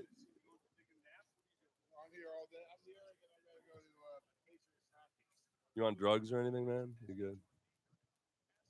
I sent someone in the driver to go. Dude, were you doing? You did color all year, right? The whole. All right. Thursday night. Well, for the Jags and Thursday night football. When did you first move to color? Last year? For the Jags, I've been there for 5 years. But as far as for TV or for yeah. I've been doing color. Well, before I did the Jags, I did color on Sunday for them. Yeah. Sidelines Monday night, and then I went to Jags, and then I started doing color Thursday night 2 years ago. Okay. All right. That's what it is. Okay. Shoot, man. You gonna be all right? Oh, yeah. Yeah. All right. I feel fine. Yeah. Yeah. Oh, okay. All I right. don't All feel right. sick at all. Yeah. Okay. Like, you get that post-natal drip, you start coughing. And like, When'd you get in? Monday morning, I missed my flight Sunday. Oh, really? I was in It's- Vegas. you're- I was in Vegas with Angie. Oh, really? I missed it. So I take the red eye from Vegas here. I got a 5:30 on Monday morning. What'd you guys see out there? Nothing. Just hanging out. Yeah. Oh, cool. How's she Eight. doing? Good. She psyched to have. How old's your youngest right now? 8. 8. Oh, wow. Man, you got so many kids. Two in college, or you- We are into the 7 o'clock. We are into the 7 o'clock hour. Mad Radio, Sports Radio 610. What Mike just Meltzer, happened? Seth Payne. We're live at Radio Row. Thanks to Bud Light, brewed deep in the heart of Texas. My old teammate Tony Baselli joins us, and Yes, we he look like a does. bunch of rank amateurs. Well, Whatever the hell was going that's on. kinda there what in we the are. intro. Right where I expected. from Yeah, you, exactly. Jack. See this? He's got big brother strength over me. He was like, when I came in, I was a rookie, and he used to bully me. And now we're right back into it. The professionalism, I just it's so high. How are you, Tony, this morning? What's I'm going doing on? pretty good. I was telling Seth all of a sudden last night. I don't know if it was when the snow started in the middle of the night. Ah. My post-nasal drip all of a sudden started coming. So it wasn't the best night of sleep, but I feel great. Is it? No, you got out of Vegas on Sunday, Yeah. flew home, and then flew back here. No, flew overnight. Took the red eye here. Got here Monday morning. Oh, okay. Is Okay. Angie here with you? She gets here tomorrow. You taking like a tour of the U.S. with your wife? Just Yeah, like we're a cruising romantic. around, you know. We're acting like we're empty nesters when we're not. This is the thing about you, Tony. I fully expected by this point in your life that you'd be in office somewhere. Yeah, In no. politics. And I'm watching the State of the Union last night, and I knew that we had you on in the morning. I'm like, what happened? Like, at what point did Tony definitely make the decision not to go into politics? You know, that's a good question. It was probably 8 years ago I got asked if I'd be considered run for mayor, and I'm like, For mayor? Yeah, Oh, no, not in that town. Yeah. Man, that's a hard – Jacksonville's a hard So, town to be mayor in. that's a hard job. You got factions. Yeah, and, Yeah. and I said, no, and then I got asked to run for there's like an open Congress seat, and I'm like, no, Dude, I that's think the last thing. First of all, I mean, not to be greedy or anything, but they don't really get paid anything. I mean, they call them civil servants for a reason. I mean, That's a hell of a take. I like that. that's a lot of work. We could get some better people in office if we just pay better. Just bump the pay a little bit. yeah. So Bump the pay. it's like either way, get paid to talk about football or not get paid very much, get yelled at constantly. by people. One's real work. I think Yeah, if exactly you're right. gonna do anything, though, like mayor would have been the worst. Oh, because that's- like mayor people genuinely hate you. And that's a grind. But they genuinely they hate you in any office, but at mayor they hate you and they see you every day. And you actually have to work. I think if you're a congressman, you kind of sneak by and not really do anything. Yeah, you can get away with not showing up. That's what it And- looks like, at least half the time. That's fair. How often did you and Seth argue when you guys are playing together? Oh, at least once a week. Yeah. Once a week. About some topic, there'd be a debate. Politics, religion. Religion a lot. Yeah, it was a constant back and forth. But you know what? We were both young and like cocky jerks. But it was You know, actually- mostly, I I mean him more than me. Yeah, that's true. I enjoyed it because Seth is obviously. I don't want to give him too bigger head than he already has, but he's bright, which isn't like the case for everybody on the team. And so you could have like an intelligent back and forth conversation where at the end of it, even if you disagreed, you felt like, okay, I'm a little smarter because we had the conversation. You know what's interesting was Jacksonville was one of the first places where there were a lot of evangelical Christians. Yep. Like, and it was a big deal. Like, a lot Yeah. of stuff was written about Yeah. it, and Boselli and Brunel were very out front with all of that. And it was interesting for me, like coming from where I came from, which is like the pit of hell in some people's coming from New York. What, the Northeast? Like, yeah, that's right. Like in some people's minds. the funny thing- It was like a clash of cultures, and like we used to argue a lot about stuff. And now like I've backed off on a lot of the things that I used to be really adamant about. And it's you just know, get older. our the sharp edges get rounded as you get Yeah. older. And actually, I think part of it is because you have those discussions. Yeah. And Yes. it's actually what's missing in our world today is having civil discourse. Like we could go back and forth and have a discussion, Yeah. and at the end of it, still be like, I respect Seth. Seth respects me. We're friends. Move on, and that's no longer in our world today. Well, It's that's like why, if you you know- disagree, it's like we're enemies. That's why I could like on athletic teams and in like the militaries where you have forced integration, That's not just- just like racial integration, but forced integration of culture. everything. Of culture. Yeah, like every Democrats, Republicans, people that don't care, black, white, it all gets together. And it is, it's amazing. Like if you get off your phone and if you get off the computer, trying. like how you can actually see a little bit of what the other side. You know, the interesting thing is, I have an office in New York now. I'm like there all the time, so I'm like, oh yeah, I'm becoming a Northeasterner. you have an office in New York. Yeah, I have an office You're in New a York. jet-setting man. You know, Look I'm a at pretty big deal, Seth. What do you do? You rent like a single office? Like No, at a- so I have a company. I'm a partner in a healthcare company that I started 4 years ago, and we sold to a group in New York, and I'm still a partner in it. And we have offices in New Yeah. York. Really? Yeah. Good for you. This is what the other thing too. I'm going to tell an untold story that you don't hear a whole lot about. Tony Boselli joining us. This is what happens to guys. Remember something happened financially in 2007? Of course. Yeah. How can I forget? This is the Oh, whole yeah. thing. My dad Guys, worked for one of those companies. There's this whole group of guys that are like around my age that retired around 2006, 2007, 2008. And like for me, I'll just say personally what happened with me. Like I was pretty frugal with my money. I did a good job and I had a plan for when I retired. My last year was in 2006. And I'm kind of like, okay, what's the worst case scenario here? I'll set my budget off of that, and then there we go. And like then Worst case scenario happened. Yeah, like, That's the times- problem times 3 to all of us. so it happens, and it's like, okay, I'm still okay, except that like you had to revamp everything, Yeah. like and change everything in the course of. So there was almost like this one stretch of like 3 years where guys like maybe that didn't think they were going to be working right away. Okay, I'm going to work for at least 10 more years. And you think about it, it's true. I mean, because you invest and you have all these things, and Yeah. all of a sudden something like that Oh, happens. really? and You're in we're- real estate, which is safe, right? No, it's so smart, and we're all young. I Yeah. mean, so you have like a long runway. yeah. And I like living nice, but I don't think I'll ever retire though. No, it's awful. I'll never, like, I didn't work for a while, and I was miserable. My wife was miserable. Yeah. Everyone, because I think at least me, and I think Seth's like this, when you're type A competitive, I mean, that's how you got to be in the NFL. Well, now all of a sudden you can't just turn that off at like 30, especially because I got hurt. Right. You can't just all of a sudden turn it off. So, I mean, I doubt I will. My wife never wants me to stop working. I doubt I'll ever stop working. I enjoy it too. By the way, what I do, I enjoy. Yeah, now I get tired by the end of football season because I'm calling 2 games a week. I got a company that I'm going to New York to work in, and you know, I'll need a week or 2 off. But I take a week off, and I'm like, I got to get back going. Is there that? Yeah, I think a lot of people don't realize, and part of it's because you gotta. If you haven't found the career that you really like, there's a whole lot of stuff to hate every day. But that is like you always have to appreciate, man. It's just nice to have something to focus on every day. It's something a goal to shoot for. Yeah, and I got 5 kids, and colleges and weddings, and I got a wife. There's times like I miss Coughlin yelling at me all the time. I miss Dom Capers' PowerPoint presentations. I don't miss those. You don't miss the PowerPoint presentations? I don't, and I because sitting in the meeting today still with I'm convinced I'd been diagnosed with ADHD as a kid.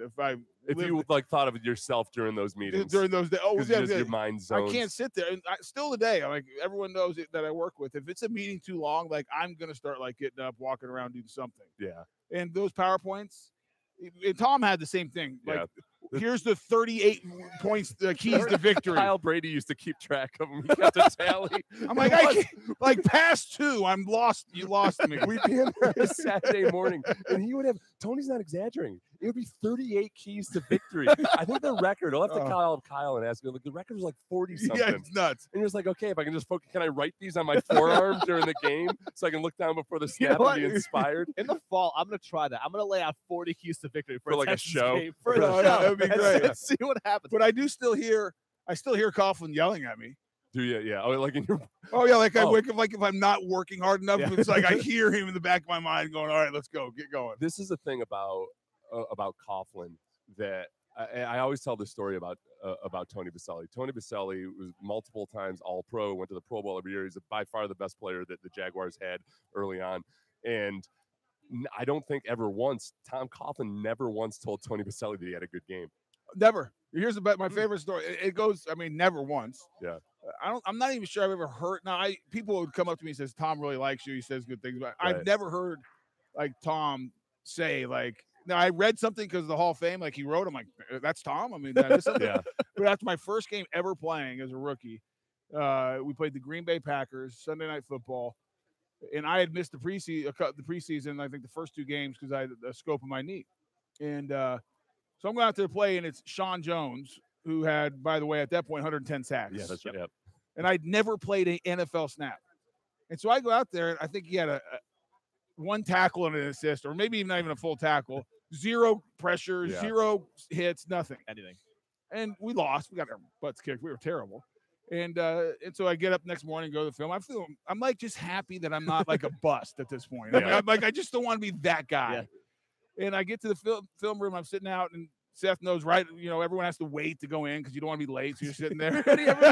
You're there 10 minutes before the meeting. You're congregating like you're like a preschool class. Yeah, this nonsense about Coughlin time is 5 minutes early. No, Coughlin time was like if he decided the meeting was going to start, then that was Coughlin time. The door would shut. You're late. Yeah. And so we were sitting there, and I remember I was sitting there, and Tom came up to me and said, "How do you think you did yesterday?"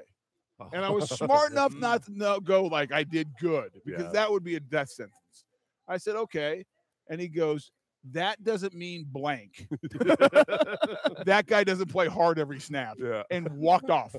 I'm like, well, here we go. How it is. Almost like when you had a good game, you're like, great. I got to hear about it tomorrow. Yeah. Tony Boselli joining us. One last thing real quick, because I know you have to go. Yeah. Blake Bortles, will he be the quarterback in Jacksonville 2018? It's a great question because, one, he had wrist surgery that no one knew he was – I mean, everyone knew he had a wrist problem all year, but not to the extent that he needed surgery. Can he pass the physical in 6 weeks? If he can't pass the physical, he's on the roster for $19 million. Yeah, that's right. Yeah. That's a good point. I mean, 6 weeks. 6 weeks. What if he just got some shady doctor and he's like, "Hey, listen, mess it up. Work on my It happened. I need to tweak this. It happened to me on my shoulder, and I didn't even want it to happen. Oh yeah, you know, we were talking about that on air actually before you came on about your shoulder and just exactly. I couldn't remember exactly. I wish people in Houston would understand like how hard Tony tried to play and how painful it was because you were basically bone on bone in your shoulder. Oh yeah, right? And I won't get to how it happened. Now the thing that even got me even a chance. That doctor ain't a team doctor no more. Yeah, that wasn't here in Houston. It wasn't Houston. It was back in somewhere else. Walt Lowe, the team doctor, still is one of my greatest people ever because he was awesome. It was so bad. I remember I wanted to play so bad for Houston. And I wasn't happy with Jacksonville at the time because of the way it ended. I asked him to build me a brace where I could hold my arm up because I couldn't lift it from my side. So I asked him to physically hold it up my left arm so I could play and just like brace myself with a brace there. Yeah, I tried to practice for like 4 or 5 weeks. Yeah. And I practiced and I'd almost be in tears driving home because I couldn't lift my shoulder to turn the steering wheel. You're out there with this, you're strapped together like some kind of gimp in that practice ball, and I felt so bad for you. He felt so bad for me. There's like a pulley system on it. He felt so bad for me. He's still clubbing me on the left shoulder trying to beat me. He's like, I'm sorry, Tony. This was tremendous. Thank you so much. Thanks, guys. Hey, good Thanks, luck buddy. this weekend as well. All right. Tony Boselli on the show, and he's somebody who the Hall of Fame induction is going to be this weekend. John McClain, who's one of the voters, will join us coming up at 7:30. How do the Texans handle paying both Clowney and Watt big money moving forward? That's next on Mad Radio. We're here on Radio Row, brought to you by Bud Light, brewed deep in the heart of Texas. All right, you're driving into work this morning, and you know you need to sell a home, and you're nervous because the real estate market up and down, fluctuating. You're not sure exactly what the deal is. All right, who do you work with? Ton of real estate agents out there. I've got the solution for you. Lance Loken with the Loken Group at Keller Williams. You're going to have an immediate offer on your home. When you work with the Loken Group, if your home does not sell for the price and deadline that you agreed to, then he is going to buy it for cash. So on your end, there is no risk. Here's an example. Mark turned to the Loken Group. He heard about Lance Loken right here on the radio. Met with them. They have a great team. I've met all those guys and gals as well. They do an excellent job, a ton of energy. So here's what happened with Mark. He knew that the Loken Group would be the right team to sell his home quickly. 6 days on the market. That marketing produced over 10 showing requests, led to 7 offers. That home sold above the asking price. Give Lance Loken a call today, 281-861-4624. 281-861-4624. The only agent I'd call in Houston. Online, thelokengroup.com. That's thelokengroup.com, and start packing today.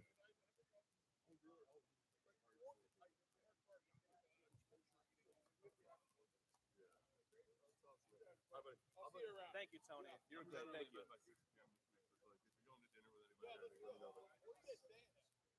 Great wolf lot.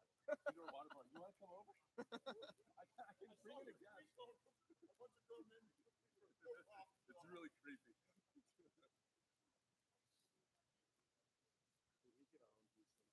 Oh yeah. If he would have been healthy, it would have been. Yeah. It was he was a mess. He was such a mess.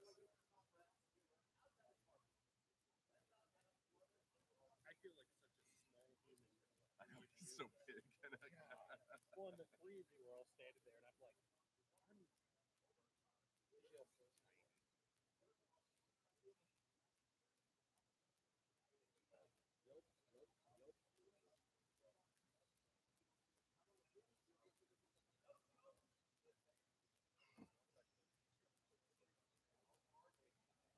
Sorry, did I dominate that too much? No, that was fine. Good job asking the question. That was good.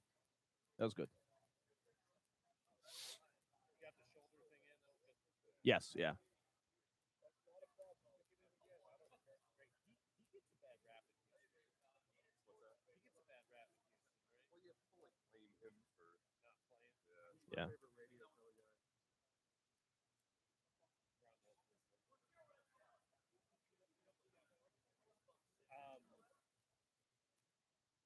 How should I tease Ryan Leaf? What do you think? Coming up next, the guy who once stole pills from his a very good, honest conversation. He was good last year. You guys talked to him last year, Ryan Leaf. Yeah. Fresh off his E60. Like,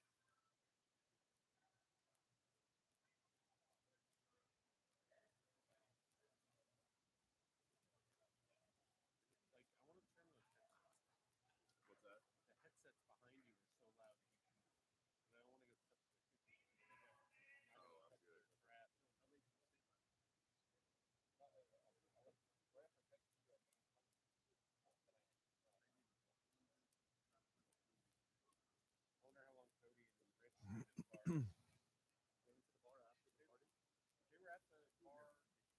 They were at the bar when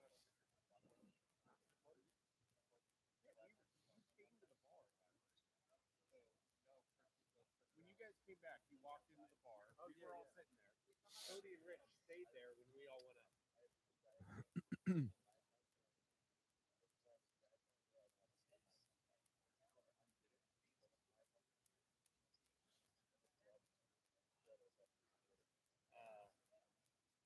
a bit of on the elevator with us, and Sean and I went up. Six to seven. Probably on the flight, you'd be like, oh, that's me. Good Fran Tarkington started the Woodlands. Fran Tarkington wouldn't start on JV. He can move. He could run. Yeah, he can run, man. What are you, crazy? In today's NFL? What if Bill Russell was Fran born? Tarkington would pass for 5,000 yards. Yeah. How tall's Dwight? 6'10"? Wait, who's 6'8"? 6'9"? How? What are? Oh yeah, they're not that great. And that was when it was easy to get a shot off.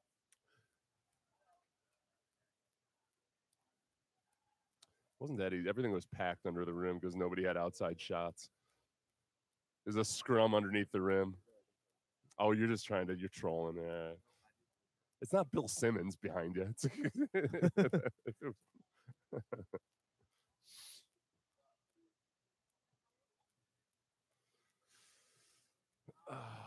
I'm hungry, Garrett. Mad Radio live at Radio Row. Thanks to Bud Light, brewed deep in the heart of Texas. You can watch the show live, web stream, Low T Center webcam at SportsRadio610.com. Every guest who joins us, like Tony Boselli, sits down in the Twin Peaks hot seat. Good spot with Tony. Seth, I was reading Aaron Wilson's story about, hey, can the Texans pay both Clowney and Watt moving forward? Hell yeah. I think they can, too. More than enough money to go around. Now, I'm curious to see what Clowney's contract is going to look like this offseason, because I think we all agree that Clowney's a really good player, but he just hasn't had the career and the overall impact that Khalil Mack and especially Aaron Donald had. Well, Khalil Mack fell off somewhat, or at least he's not quite the electric star that people just assumed he would be in the first 2 years. I don't know if I wouldn't keep throwing the Khalil Mack out there. I think in some respects, Clowney's ability to make plays behind the line of scrimmage is going to be what his agents will be driving at. And this is something I've long thought. Like, what at the end of the day, really, what's the difference between a sack or a tackle for a loss? Not much. They both Nothing. get the offense behind schedule. Well, now, usually a sack is for more yardage. Yeah. So a sack will put you at 3rd and 15. Sack could hurt the quarterback, so it's more important. Right. So, but the presence that he has, because he can make plays deep behind the line of scrimmage in the run game, it's not just that, hey, he can play the run and he can rush the passer. He's more of a big impact player than his sack number would show you. He's doing it. He did it. He showed that he could do it without Whitney Merciless and J.J. Watt out there this year. I think, though, too, that he didn't keep up that stretch. He had that one stretch of play where he was just wrecking shop. Remember, and he was almost single-handedly winning games. Yeah. That ebbed towards the end of the year. Bit, yes, and again, there's reasons for that. He's the sole focus of that front seven, and it was really hard for him to have that same impact. He still drew a lot of blocks, and he was still good in that respect. I don't know how hard a line he's going to draw, and this will be the first big test with Brian Gaine. Yep. Because with Rick Smith, look, J.J. Watt and DeAndre Hopkins both got contracts that were the highest paid at that position at the time. It's not like I'm not going to say that Rick Smith caved, but he certainly wasn't drawing a hard line. Those didn't extend into real holdouts. What's interesting to me is maybe you would have set a precedent with Dwayne Brown, where Dwayne Brown holds out and you just flat out won't negotiate with him. Yeah. That's a good precedent to set. But was that a Bob McNair precedent, or was that a Rick Smith precedent? Good question. Do agents believe that maybe Brian Gaine will be should we test Brian Gaine? Like, let's test Brian Gaine's mettle this first time and see if he has what it takes. If you're Brian Gaine, you got to draw a hard line. Of course. And maybe Brian Gaine is much like with Bill O'Brien. He's going to be very careful about how things affect the locker room.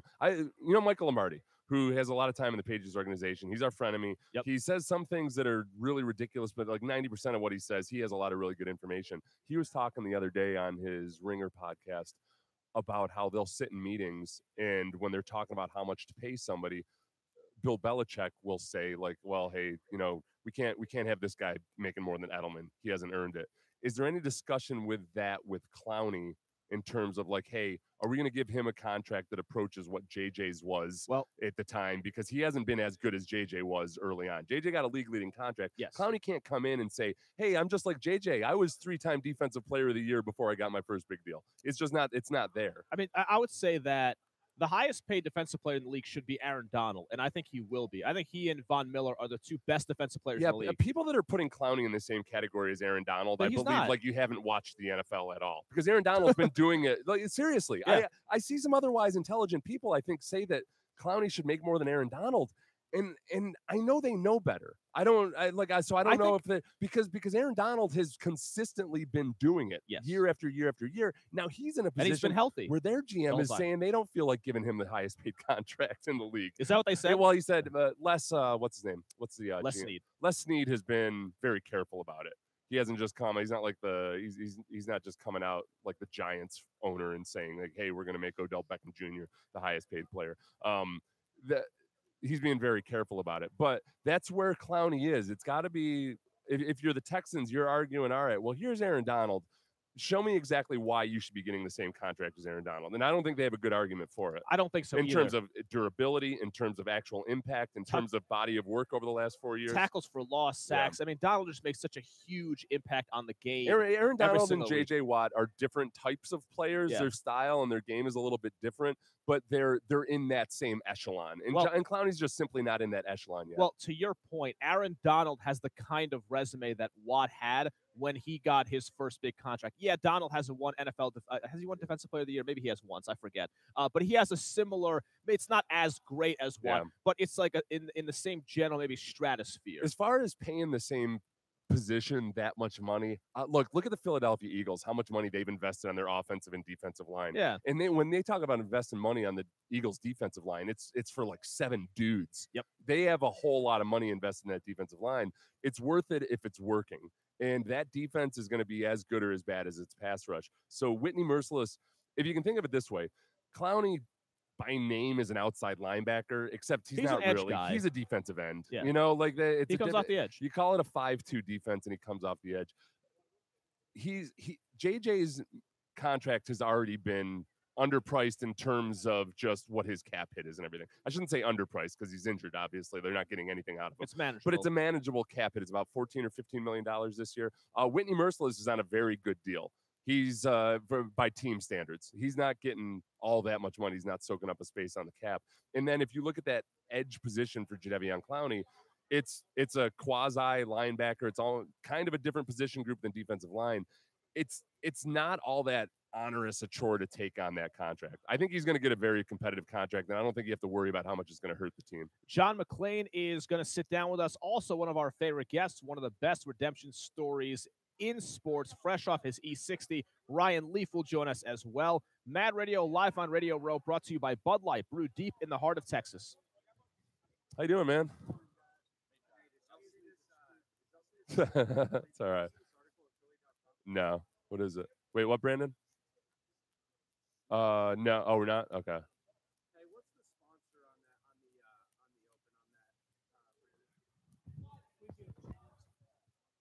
Brandon?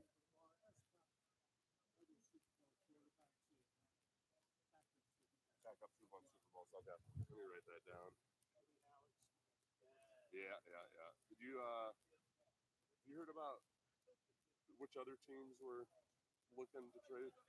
Supposedly 6 other teams. All I know is all the teams that need quarterbacks: Jets, Broncos, Browns, Arizona, Buffalo, Vikings. You know, I'm considering all of them. Yeah. These people in Minnesota, it's funny. Like people around here just don't. They're not in on Case at all. Yeah.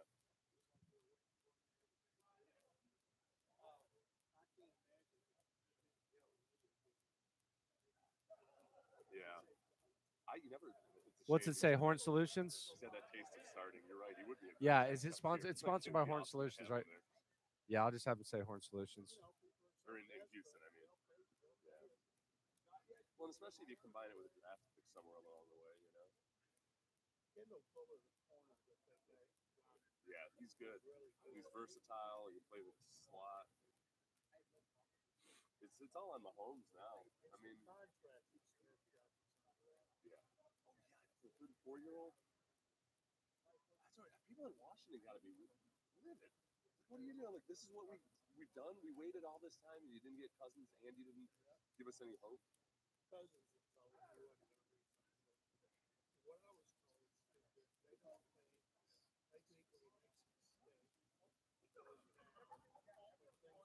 Smith or Cousins? Okay.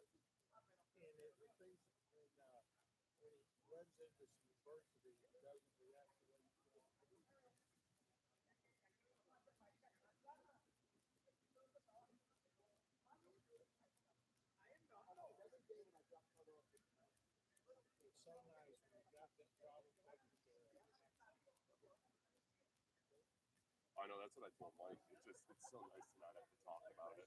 You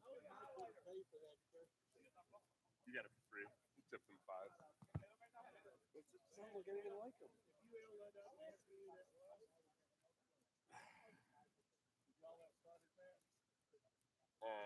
Yeah. I think Landry and Mike had more fun.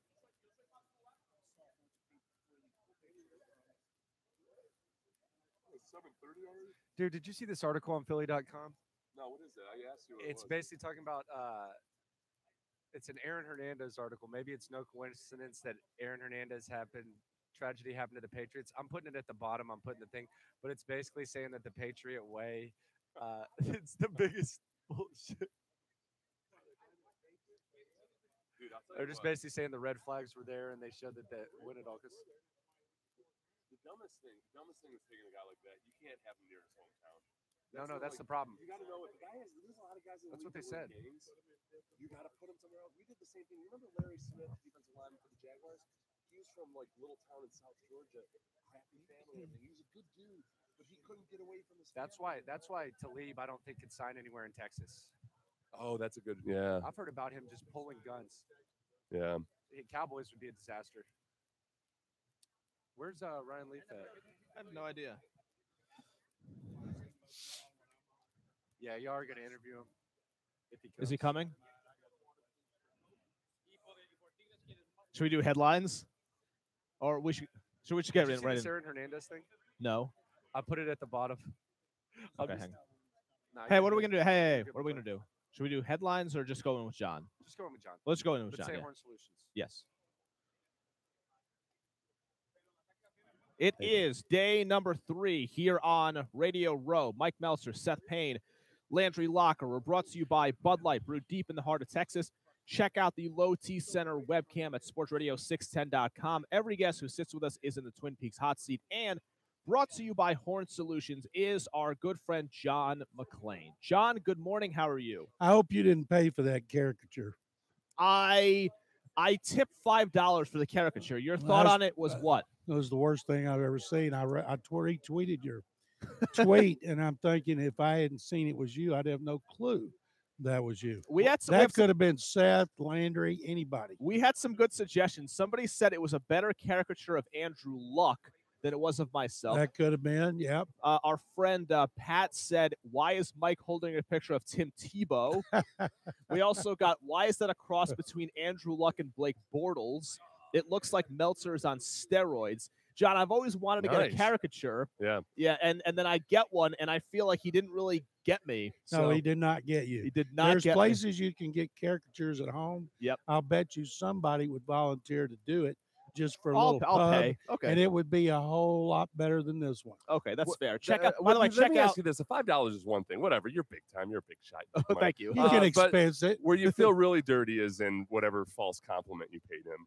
You told the guy he did a nice job. I did. Yeah, I did. He didn't. He didn't. You're in that awkward stage. I'm in an awkward spot. But I think caricature artists are used to that because nobody's ever happy. Well, he's obviously talented. He just couldn't draw you. There was a couple before us, by the way. You guys can check out exactly what we're talking about.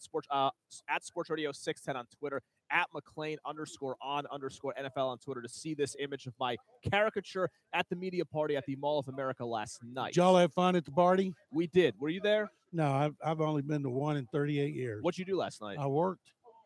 I got to write at night. What'd you write about? My story today was about the pass rush the 4-man pass rush of the Eagles and how it has to get to Brady to have a prayer. Yeah. Makes sense. Well, the Jaguars, if they'd been able to keep it up for 4 quarters, it might have made a difference, but they just died. They died completely in the fourth quarter. Do you think because Brandon Graham said conditioning is so important in a game like this, you think the Jaguars ran out of gas? I think so. That was at least part of it. Yeah, because it wasn't like the Patriots were doing anything exotic in their protection. A lot of times it was just 5-man protection. They just had those guys locked down. I think there's something there's a little bit, one element of playing the Patriots. It's almost like when somebody runs their first marathon, they start off out of the gates way too fast because of the adrenaline and everything. I think when people play the Patriots, they're so amped up and they know that it's got to be such a huge effort that they punch themselves out in the first half. And guys' legs and arms and everything get kind of tired by the fourth quarter. And that happened with the pass rush. Column I wrote yesterday is why do the Patriots rally in the fourth quarter? And I talked to some players, but the best quote was Ted Johnson about close Super Bowls and really close playoff games. And Ted says, you're always going to get the best the opponent's got, and they're the second best team in football, and they want to knock out the champ, and the Patriots are constantly making adjustments, and by the time they get to the fourth quarter, coaches forget how to coach, players forget how to execute, and the Patriots are fine-tuned and ready to go. John, your first reaction to the trade last night, the first blockbuster of the offseason, Alex Smith being traded to the Washington Redskins, was what? I was stunned. I knew Smith was going to get traded, but had no idea it would be to the Redskins. And Kendall Fuller's a really talented young corner who can play inside or outside. And so I can understand them wanting him. The contract that he got was amazing. But I think Alex Smith, he's won as many playoff games as Blake Bortles, but I think he'll give them what the Redskins couldn't get with Cousins, which is a guy who signed a long-term contract. Apparently so. Well, joining us now, John McClain is with us, is Ryan Leaf, one of our favorites. He joined us at one of our Kolache factory stops last year. He's probably disappointed. We've got a Carlos Bake Shop over here. Yeah, we don't have a Kolache factory, but we've got a few different mall food court options for you later on today. How are you, Ryan? What's going on? I'm good, guys. How are you? We're doing well. This is the morning of large humans. We had Tony Boselli earlier, and people don't realize how big Ryan Leaf is in person. He's a large dude. First things first, let me ask you the same question I asked John McClain. If you were Alex Smith, what would your feeling be this morning, and what was your first reaction to that trade? I was on air last night hosting a show on SiriusXM when the news broke, so we got to break the news, which was pretty neat. I immediately thought I didn't hear about the contract extension until afterwards, because I thought he had 1 year left. What they're doing is they're just removing the Kirk Cousins hostage situation that Kirk had held him under for the last 2 years, and instead it's a long-term deal, and people talk to what Andy Reid did with Donovan McNabb a few years ago to the Redskins and stuff like that. So it interests me. I think Alex Smith is a great quarterback. So, but I don't know if it necessarily in the eyes of fans and probably the organization, it almost seems like maybe a lateral move or maybe lateral, but like with a little more age to it. Yeah, like you're like I don't feel like it you left your wife for an older woman. Yeah, and so which is a good move sometimes. And for Coach Gruden, what does that mean? Because I see another maybe 7-9, 8-8 team in their future. So I agree. So does that mean he could be out of a job a year from now? The weird part to me, Ryan, is how the Redskins franchise tag Kirk Cousins for 2 different years, and it seems like they're not fully bought into the idea of Kirk Cousins as like an elite franchise quarterback, and they spend whatever it was, $45 million. I think it was something like that off the top of my head. I don't know if you know, John, the exact number. So it's something like that. And then you end up in a situation where you basically spent that money on 2 good years for Kirk Cousins. And then you move completely on to an older quarterback who I like in Alex Smith, but I don't think he's going to be any better in Washington than he was in Kansas City, in my opinion. Yeah, I agree. And the idea that you're willing to pay him franchise money, because that's what a franchise tag is, and not go through it. Now, we forget to take into consideration that Kirk Cousins did not like the contracts offered because there were long-term deals offered, and he chose not to accept it. So, Washington attempted to make this happen. Kirk did not take it, and, maybe he thought he could get one more franchise year out of him at like $34 million. They said he didn't want to come back. Yeah. Then I don't know if the issue was with Jay Gruden or what. His dad made a comment in the Sports Illustrated article that sounded like something along the lines of like, even if there was the best contract ever offered, he just didn't feel right. He wasn't at peace there in Washington. So I don't know. Like, this feels like this kind of thing. this is always what happens. Like when LaMarcus Aldridge left the Blazers or when Chris Paul left the Clippers, all of a sudden afterwards, you're going to get a bunch of writers be like, well, everybody knew that Jay Gruden and him didn't see eye to eye. Well, everybody knew. And I feel like we're going to get total sense. Yeah, we're going to get a couple of those stories out today. I think you're right about that. I think you're right. Ryan Leaf joining us here on Mad Radio here on Radio Row. What did you think of Deshaun Watson this year? I got to be a mentor for the incoming quarterbacks last year at the scouting combine, and he's who impressed me the most. Yeah. He was the real deal. How he carried himself. It's always neat to see when you're in that environment to see a group full of leaders and see a leader emerge from that group. Because they're all leaders from their football teams, but one was kind of taking control of how we did things and everything like that, and that was him. So I didn't know exactly what was going to happen. I mean, in Houston and what he exploded onto the scene with, and up to the point of his injury, he was probably the best quarterback in the AFC at that point.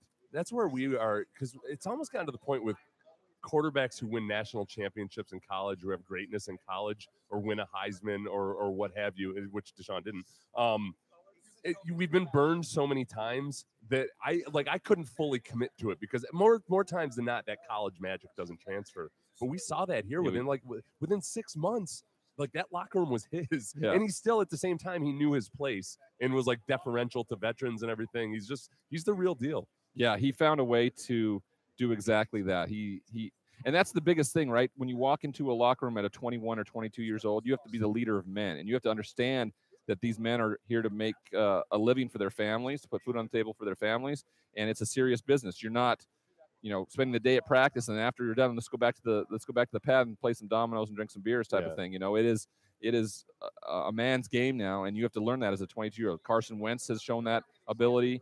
Deshaun Watson certainly did early on in his career. How much of that has to do with how much time they put in it? They said that every morning when he'd come back to meetings, you could tell by his questions, he'd spent a lot of time studying the night before. Of course. I mean, the work ethic is the world I work in is in recovery, and I always tell people that it's not a program for people who want it or who need it, but it's a program for people who do it. Your transcendence. Yes, and that's exactly the thing, right? He's not talking about it. He shows up. He proves. His actions show what he's capable of doing, and I think guys at that level need to see it. They don't need to hear somebody spouting off about how great they are or what they've been able to accomplish, and if they're not actually out there doing it. Ryan, one more thing about Deshaun real quick before we get to everything that you have going on. You mentioned the leadership of the combine. Like, what specifically about Deshaun stood out when it comes to leadership? Like, what exactly does that mean in Ryan Leaf's mind? So when we got on the field ultimately to do all the agility drills and the passing drills and stuff like that, he just was vocal, and he was like, now, hurting a group of elite quarterbacks and entitled quarterbacks is like hurting cats, but Deshaun was able to do that. It was like, his voice was louder than everybody else's. People listened to him, they looked up to him, and they followed him. Yeah. And that's important to see as a scout, probably, or as a general manager going, and I heard the same thing about Baker Mayfield at the Senior Bowl when it was a different step when he stepped on the field and the guys were around him, and that was that's gonna play into the minds of those guys when they're making draft decisions down the line. That was really one of the biggest surprises for me, was all these fawning reports about Baker Mayfield out of the Senior Bowl. Just he nailed it. He had to show up late because his mom is sick, and some people were skeptical about all that. And it was like he stepped in and immediately just really maybe changed a lot of people's minds about him. Yeah, I mean, there's going to be so much that goes on over the next few months. In particular, the time at the combine, which I'm looking forward to. He's going to have to answer some questions. He's going to have to remember the optics about everything he does from this point on. Yeah. There was a report he showed up at the Clippers game a little while back, wasn't with his girlfriend drinking beer. And And so, I mean, those optics, I mean, I remember in those situations where I would go, I'm just a normal guy. I want to do normal things. And guess what? You're not a normal guy. Yeah. And for a span of maybe 10 to 15 years, if you're going to be doing this for that long, you're not going to be a normal guy. That's just, you can't use that as an excuse. If you want to be the man that he wants to be. Ryan, what do you have going on with your Transcend Recovery Communities? Where can people find out more information about it? Yeah, you can go online at transcendrecoverycommunity.com or at TranscendSL on Twitter. What we are, I think I've talked to you guys about this before. We are, sober living environments that are in Los Angeles, Houston, and New York. A local feel to it too, with your guys' show being able to do that. We have 2 homes in Houston in the Heights, and a outpatient facility there. So I saw the one at the Heights. I kind of want to live in the one in the Heights. Yeah, I'm like, that's just like I feel like trendy and cool here. It's not bad. It's very nice. It's very nice. When I travel and stay in Houston, I don't even stay at a hotel. I stay at the house because it's too nice. What we do is I travel around the country, and I'm their program ambassador, and we help people with substance abuse and mental health issues. And it's a pretty neat honor to be able to be a part of this. We've been together for now almost 3 years, and we're continuing to do great work together. Ryan, speaking of recovery, what do you think about Manziel's possible comeback in Hamilton? Yeah, I think it would be great. But the only way he's going to be successful up there is if he's sober. And my hope that he is. I've been trying to get in contact with him since the Super Bowl in San Francisco, and it's taken just about 2 years. And sure enough, I've been in contact with his family, but he's not been responsive in any way. But my wife was at Ralph's grocery shopping the other day when I was caring for the baby, and he was in the deli with his fiance, and I said, you need to go up and introduce yourself. So she went up and said, "Hi, I'm Ryan Leaf's fiance," and it was immediately like, I've been meaning to get in touch with him. Busy. And so it was like a kid caught with his hand in the cookie jar type of thing. I hope for the best. For me, recovery is all about showing up and reaching out and being part of the solution. And I think we've yet to see that. Yeah, he probably thought that was like some reality show intervention or something. Remember, what was that show where they used to storm in on the guys that were cheating with their Cheaters? Yeah. That was like a weird version of Cheaters or something. Yeah, Johnny Manziel with a 6-pack in his hand. Yeah. So I think it's apropos that my fiance was there, and I'm glad she had enough confidence or whatever to go up and just say, hey, you should give him a call. You should give my fiance a call. The website to check out is transcendrecoverycommunity.com. Ryan Leaf, as always, thank you for joining us. Thank you, Ryan. Guys. Appreciate it. Good Ryan to see you guys Leaf again. On Mad Radio, Sports Radio 610. How do we evaluate Brian Gaine in his first year as Texans GM? Ask McLean anything top of the hour. This is Mad Radio. Thank you, Ryan. You bet, guys. Good to see you again. You live where do you live? LA? So he's living out there? Yeah. That's not good. I heard he counted one for 160 at one point. But Jim Jones has wanted him since he was at SCU. So this is his first chance to have a shot at it. Is June up in Hamilton? Yeah. Okay. They hired him in the middle of last year. He took that Oregon quarterback in Zola and did really well. And June was my quarterback coach in San Diego. Thank you. Yeah, thank you.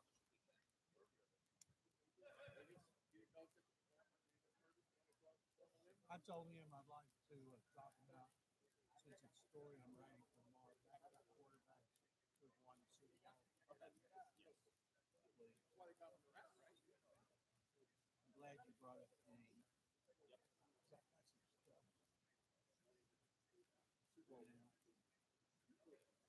The veteran Hernandez story is garbage. I put the highlights in Mad Takes. It's a crap story. It's a reach. Yeah, that's to get attention. That's someone. That's media works really hard. And basically saying they'll bend any rule to get it, and they should. They just dropped him whenever he became a murderer and stopped mentioning him. Well, they should have. Yeah. That's basically what they're saying. I read that Hernandez column. Basically, they took a character risk on him because they want to win at all costs. And as soon as he got connected to murders, they basically acted like he didn't exist and quit talking about him. No duh. Yeah. Well, yeah, I feel like the Patriots were like awful for cutting ties with a dude that. Just taking like $36 million. Yeah, that'd be awesome. Thanks, man.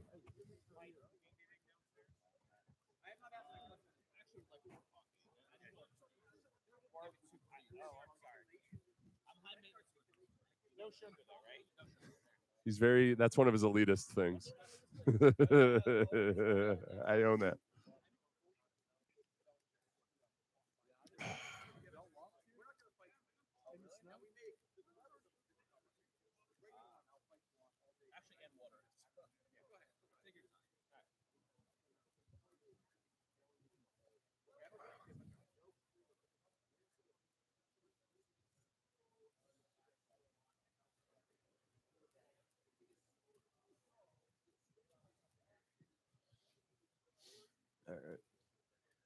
Manziel living in L.A. is the worst thing he could be, worst place he could be, other than Vegas. Yeah, I don't know what's a good place for Where's him. he? Like He's North in Upper Dakota? Michigan. Yeah, I don't know. The Not UPI. College Station. He could live in Kerrville.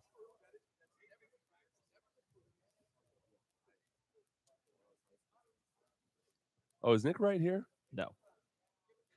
I think Pape Tex is just confused. Oh, okay.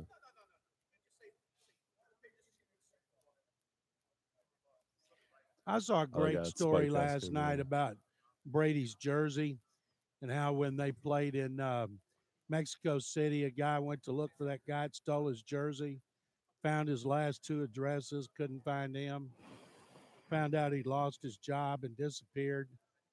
Probably got beheaded. Yep.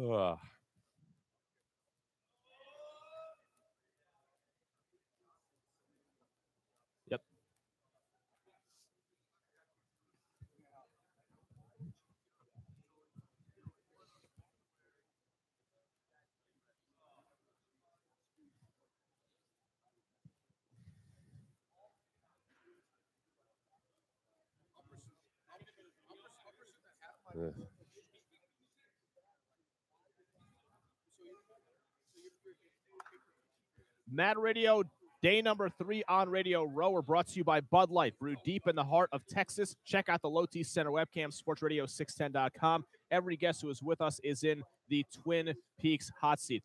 John McClain is with us. How do we start to evaluate Brian Gaine as GM of the Texans? What's the first big move or non-move? Is it cutting players? When can I start yelling about him? First of all, I've had 2 members of the Cowboys media and 1 from the Cowboys organization come up to me and tell me how much we're going to like Brian. And he hadn't been in Dallas in a long time. Yeah. And then I've had 2 members who covered the Dolphins come up to me and tell me how much we're going to like Brian Gaine. Like, number one, we don't know him, and he was there for 4 drafts and 4 free agent periods. But I thank him, and I think that's interesting because I didn't ask. You know, they offered. Oh, really? And that was a while back, of course. And I trust more Bill Parcells and the things he told me. But, you know, it just like Bill said, until you are the head that wears a crown, you never know for sure whether you're a head coach or a GM. And I can't imagine. I don't know enough to know if Brian will be conservative or aggressive. They know that the number 1 need is a left tackle, whether they sign one like Nate Solder or they trade for somebody or they trade up to draft one.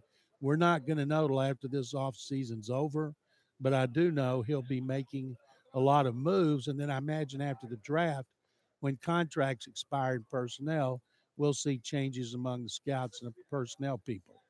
How many big you expect them to sign? How many big free agents or sizable? I think now with Rick Smith there, I thought it would be 4 because 2 years ago they signed 3, and now they have more money, and I think, and they also have more needs. You know, they were coming off a 9-7 season, and the key, of course, is left tackle. They need. I think they believe Davenport can play right tackle. You have to move as if you're not going to have Derek Newton. If Derek comes back, that'd be a luxury. I think they'll sign and draft at least 2 offensive tackles. I think they'll add somebody at guard. And then I think we'll see a new corner and a new safety, both in free agency and in the draft at those positions. And they need others, but I'm guessing 4. Hey, when do they start? Okay, I've never quite understood this. They usually don't fire all the scouts until after the draft. I feel like with this situation, it's not like they have so much information. The fear is always that these guys are going to go somewhere else and tell everybody your plans. I feel like if you fire them all now, that's before everybody really knows what's going on. Because meanwhile, all these other guys, like I don't know which scouts in there are Rick Smith guys. They know their days are numbered. And that's where all the chance for trading information and try to curry favor with everybody else. I say clean house now, John. Nobody ever cleans house now because those are the ones who've been scouting since the summer. Getting ready for free agency. I say, give me your folders and your notes. And they're trying to impress Brian to keep their jobs. Yeah. Well, and he's not going to clean house. he's going to keep some because he knows them. He's worked with Well, them. that's the thing. What we don't know about with these dynamics is what the scouts' relationship was before with Brian Gaines. And also, we got to remember with McNair's statement when they hired, well, even before they hired Brian Gaines to you guys, was, hey, we're not going to bring in a GM who's going to, come in and clean house in the front office. Yeah, he said right now he can do anything he wants after the draft. Did he say that specifically? Yeah, I interviewed him. That's my story. Okay. He said right now he can bring in a guy or two. Right now, that if he has to have, but he doesn't want him coming in cleaning house now. He can do whatever he wants after the draft. I think the other thing that's important to remember with Brian Gaines too is I feel this. I've had some conversations with people who've just kind of lumped him for whatever reason into the New England school, where like he's not a New England guy. Yeah, I don't know. Like there's a tendency for me in my mind to just assume initially like, oh, he's a New England guy, but he's not. He's not been up in New England other than like is it a practice squad? He is not like New England in any way. It's like Parcells said. It's good. Yeah. That he's worked for different coaches, different owners, and different organizations because he sees different ways to do things. Right, and he might see some potential coaches or players that have never stepped foot in Boston that they can recognize are still good football players instead of just trying to be Patriots South. Yeah, I mean, I wasn't thrilled with the hire. It's not extremely inspiring to me, but I'll give Brian Gaines a chance. And I will say that I think one of the best selling points about his resume is the fact that he's worked with the Jets, the Dolphins, and the Cowboys. I like the idea of having a GM who's been in more than just, hey, Rick Smith was in Denver where they had a great organization, a great team, really good head coach, but it's one style of thinking. Brian Gaines seen success and failure in Buffalo as well, obviously. And remember this, they looked at every scouting report he gave them on draft and free agency. If he had been consistently bad on those reports, he would not have been hired. We have Mad Takes coming up at 8:30. John McClain is with us. We do it every Wednesday at 8 o'clock. Ask John McClain anything you want. Could be about the Super Bowl, the location, what's going on with the Texans, advice the Rockets, about your love life, sex anything. spots. I don't care. John knows it all. 713-572-4610. 713-572-4610. Ask McClain anything next. We're on Radio Row thanks to Bud Light, brewed deep in the heart of Texas. Do what? No, I'm good. Thanks. Thank you. Landry, is this cough button right? Because when I hit it, you were looking at me. Yeah. It's not my first rodeo. Also, let's talk about Texas staff, specifically John Pagano. Who's that dancing up there on stage? Who's that on the left? Who's he wearing? What's going on with that?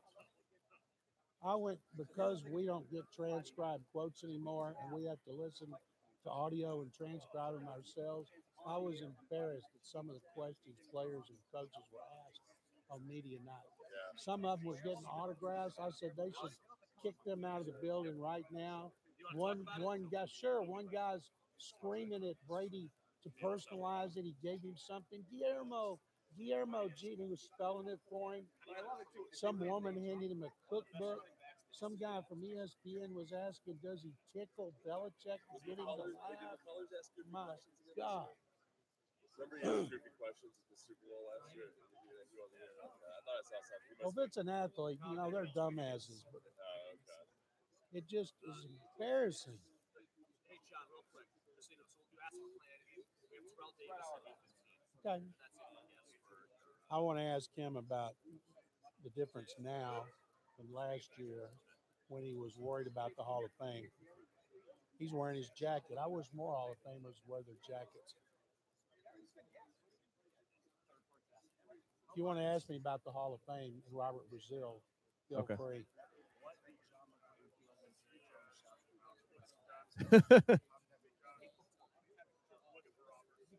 Do what? Household. Seriously, how do you want me to tease Terrell Davis? What do we think? I think he is. He better. MVP. We've been rubber stamping the seniors. He's one of the best players I've ever seen. How's that? Terrell Davis. I can make let me do this. All right. I got a thing for you.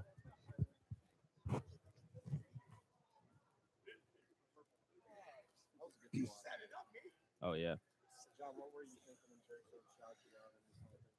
I was watching it in West Virginia in my hotel room, and I thought it was nice. That was my sixth shout out by somebody in the I'm sorry, 7. When Eric Dickerson gave me a shout out, only one player had ever done it in history, and that was Johnny Unitas with John Stedman in Baltimore. Nobody else ever did it. BP, what's up? Are you good, John? Might be it's a little close. I don't think I can get any closer with touching it. Oh. Huh. Yeah, there you go, John. You want it moved away or? You're good there. Okay. Yesterday it was all about making it closer. Yeah, yesterday.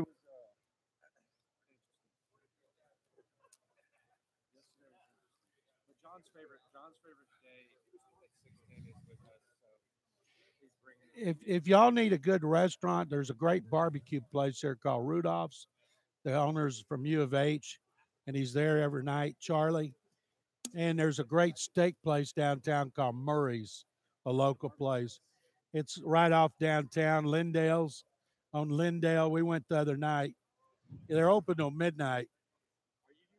Thank you.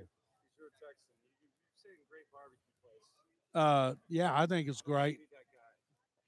If you go and you don't like it, they got a lot of other stuff. They'll bring you out different things for samples. But you also liked Hard 8 in Dallas-Fort Worth. So did Shireen Williams. Hey, tell Brandon what the music should be here. What's the music? The bed.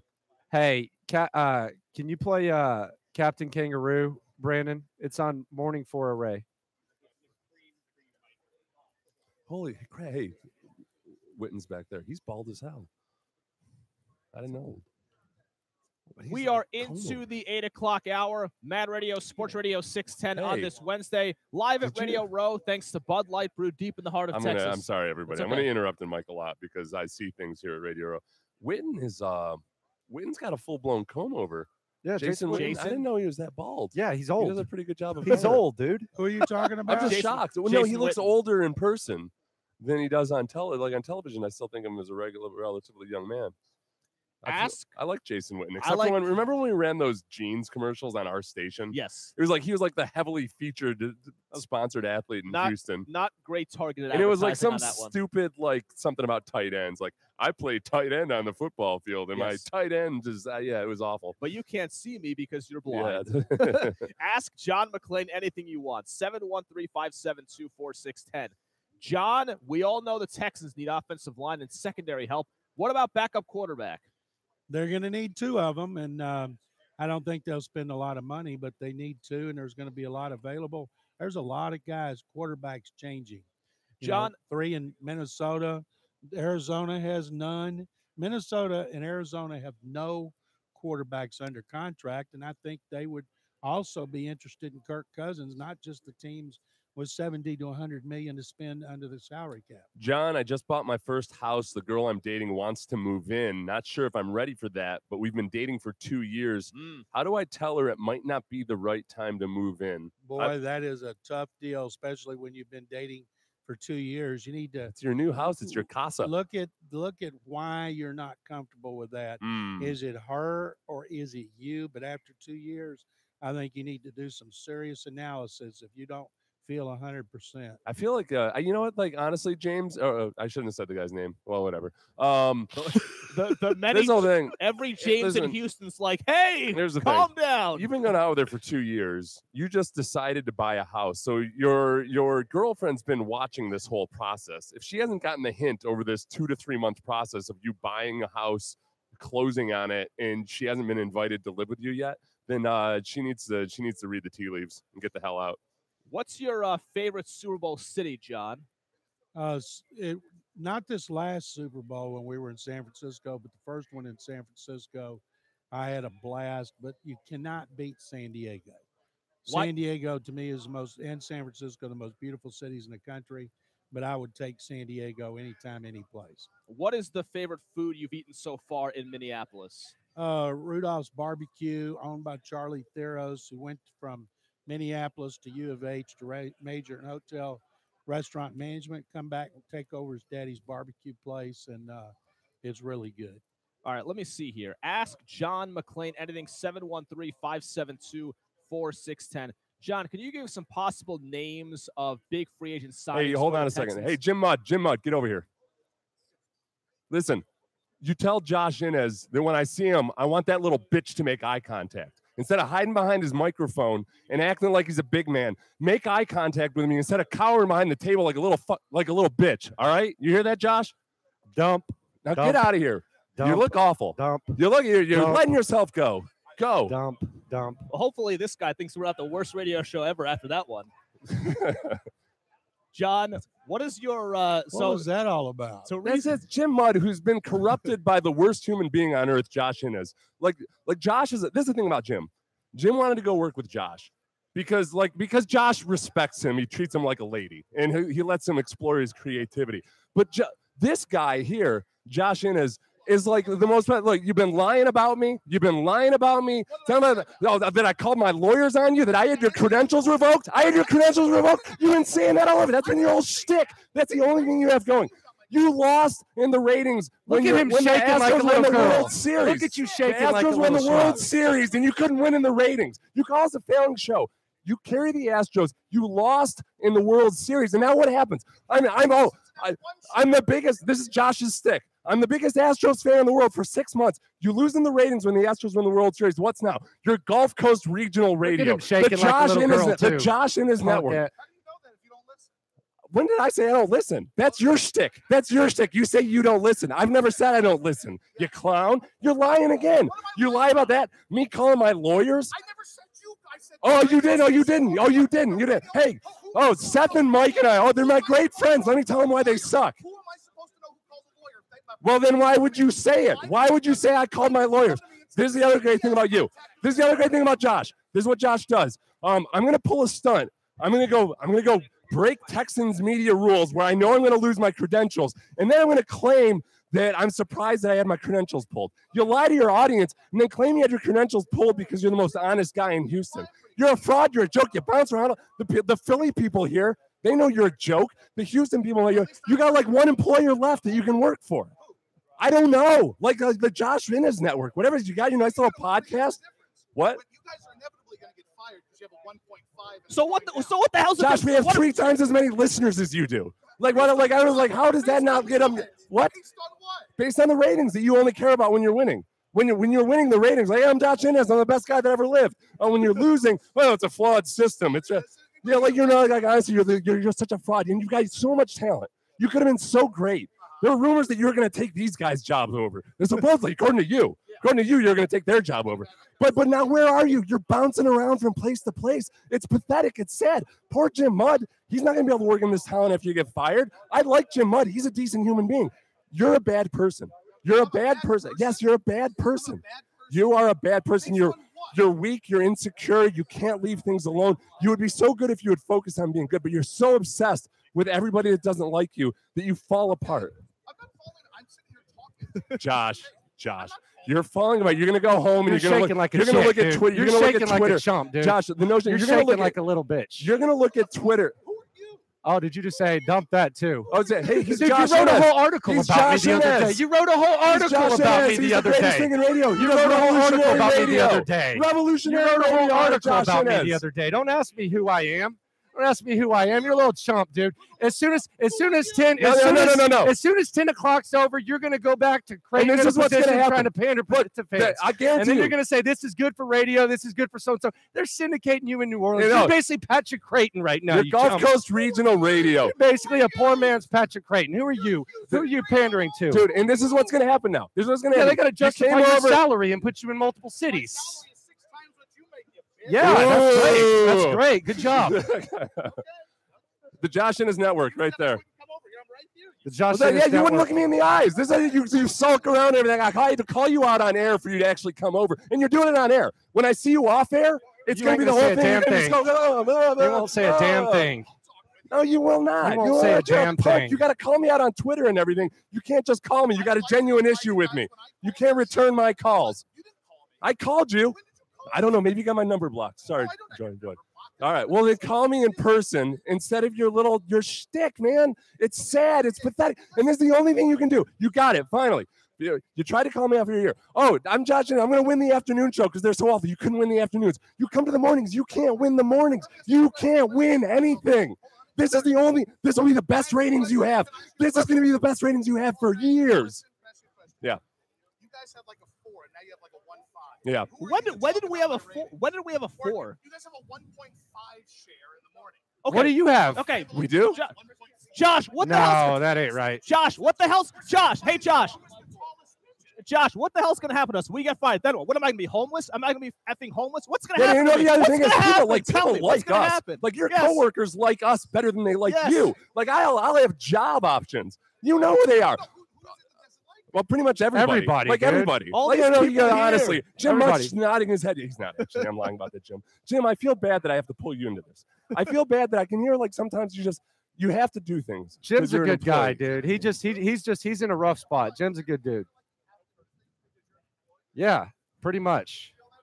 Mad Radio, we're live on Radio Row. Brought to you by Bud Light. That's a reset. We're deep in the heart of Texas. That's a reset. I'm sorry, guys. We're bleeding over into your. No, they audio. love it. Yeah, I just I'm sure got these guys are big fans. I hopped on for him and gave him a breakdown of it. Okay. So maybe we're not the worst show that Kirk has But ever this is heard. look, and I'm glad. Hey, I'm glad I provided you good listening in the morning on 790. Everybody, good job. Yeah. Would y'all like for me to leave? No, What's that? you're fine. In No, my you're 43 years, I've never seen. Yeah, that's anything like this. Josh, why are you so concerned with what everybody else does anyway? Like you'll sit there and you'll be like, oh, this is nothing to talk about today. I'm gonna listen on the Mad Radio guys because I'm Josh Innes. I'm a radio pioneer. Daddy got me my job, but whatever. Like well, I know, but I like saying it because it still bothers you. I enjoy that for 10 years people can still get you by saying your daddy got you your job. Which you're like, I don't know what daddy issues you have that still bothers you. John McClane is leaving. Oh, John left. Now You drove off John McClane, damn it. Josh, go look at what you're doing to that. You're bullying an old man. You bullied an old man. You did. This is what Josh Innes does on the Josh Innes Network. But then my favorite is like the amalgamation of trying to be Trump, trying to be Clay Travis, trying to please your daddy, all these little things. And you need therapy. You need therapy. You could be so great. You could be so good. But it turns into the same damn thing every time. You do a ratings splash like you did in Philadelphia. And then after a year, it's Josh Innes like moping about himself. It's Josh Innes. The same things you do in the office. Like we go in and talk to the program director for 2 hours. Like, why don't people give me the respect I deserve? I feel like I'm just so brilliant on Josh Innes. Do we have to go to break? I think break is exhausting. I think we have to go to break. Oh, Gavin doesn't want me to talk to you. You're just the worst, Josh. Gavin doesn't want me to talk to you, by the way. Gavin does not want me to. Like all your mentors, he doesn't even Gavin, like you. Gavin He doesn't even like Spittle, you. like you. The boss Yeah, he of doesn't even Dallas. hit you up when he's in town. He doesn't even even hit you up when he's in town. Gavin Spittle calls me and says, "I would never talk to Josh again." Like, what would you do with that? Like, how do you advance past that? That's your guy. That's your guy. That's one of the best program directors in the country. That's what he told me. That's it. Like, you're sacrificing our friendship to do a mediocre radio This is show. the best thing that ever happened. 790 radio listeners. show. This is the best thing that ever happened. You know what? Honestly, Mike Meltzer grew a pair of balls in the last year. And this is what Josh can't handle. Like Josh would bully Mike and insult him and everything. Say like, hey, Mike's a great friend of mine, but here's why he's so awful at radio and he's the worst and these guys got bum and everything. And Mike realized like, what the hell is like, does Josh have a concept of what friendship is? No, he doesn't. He doesn't have a single concept. You know, I got sick. I had to stop listening to you because I used to enjoy your show until it turned into like, I'm obsessed with 610 radio. I'm obsessed with everybody I've ever perceived as wrong. I'm sorry, Damon. Is it too loud? All right, good. Damon's enjoying this one. And it's honestly just too much. And it's like, I honestly feel bad even telling you because I know what you're going to do. Josh, you're going to go home and you're going to obsess over it. And yes, you are, Josh. Josh, be honest. Oh, you're in a good place now? You're in a great place. You got your beard trimmed up and everything. You got some hair product in. You feel good. Yeah, that's all. Stop it. That's not that natural. Oh, come on. You look like a Greek statue. I'm surprised security hasn't come over here yet. All right, I feel like we worked something out here. All right, we got to run. Okay, we got to run. Terrell Davis is going to join us. We have Mad Takes coming up at the bottom of the hour. Mad Radio are brought to you by Bud Light, brewed deep in the heart of Texas. I don't know what the hell's going to happen now. Mad Radio on Houston Sports Leader, Sports Radio 610.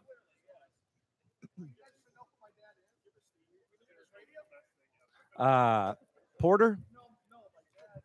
I don't know if we podcast that one or not, do we? Yeah, you might as well. It's going to be on the internet, so you can just say. What's up? You might as well.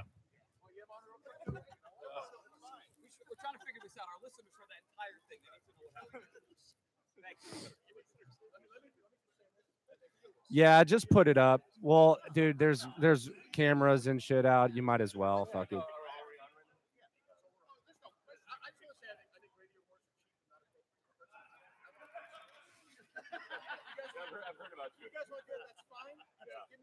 Did you dump the cussing?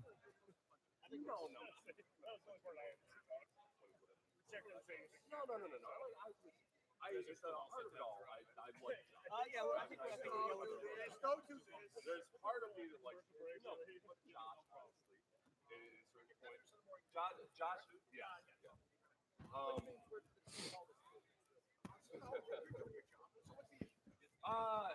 Frankly, it's like Josh has been lying about. So Terrell Davis.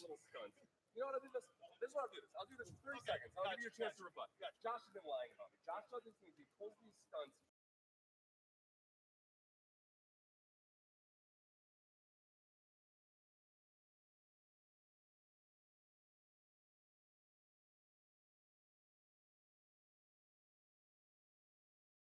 In charge of it, or that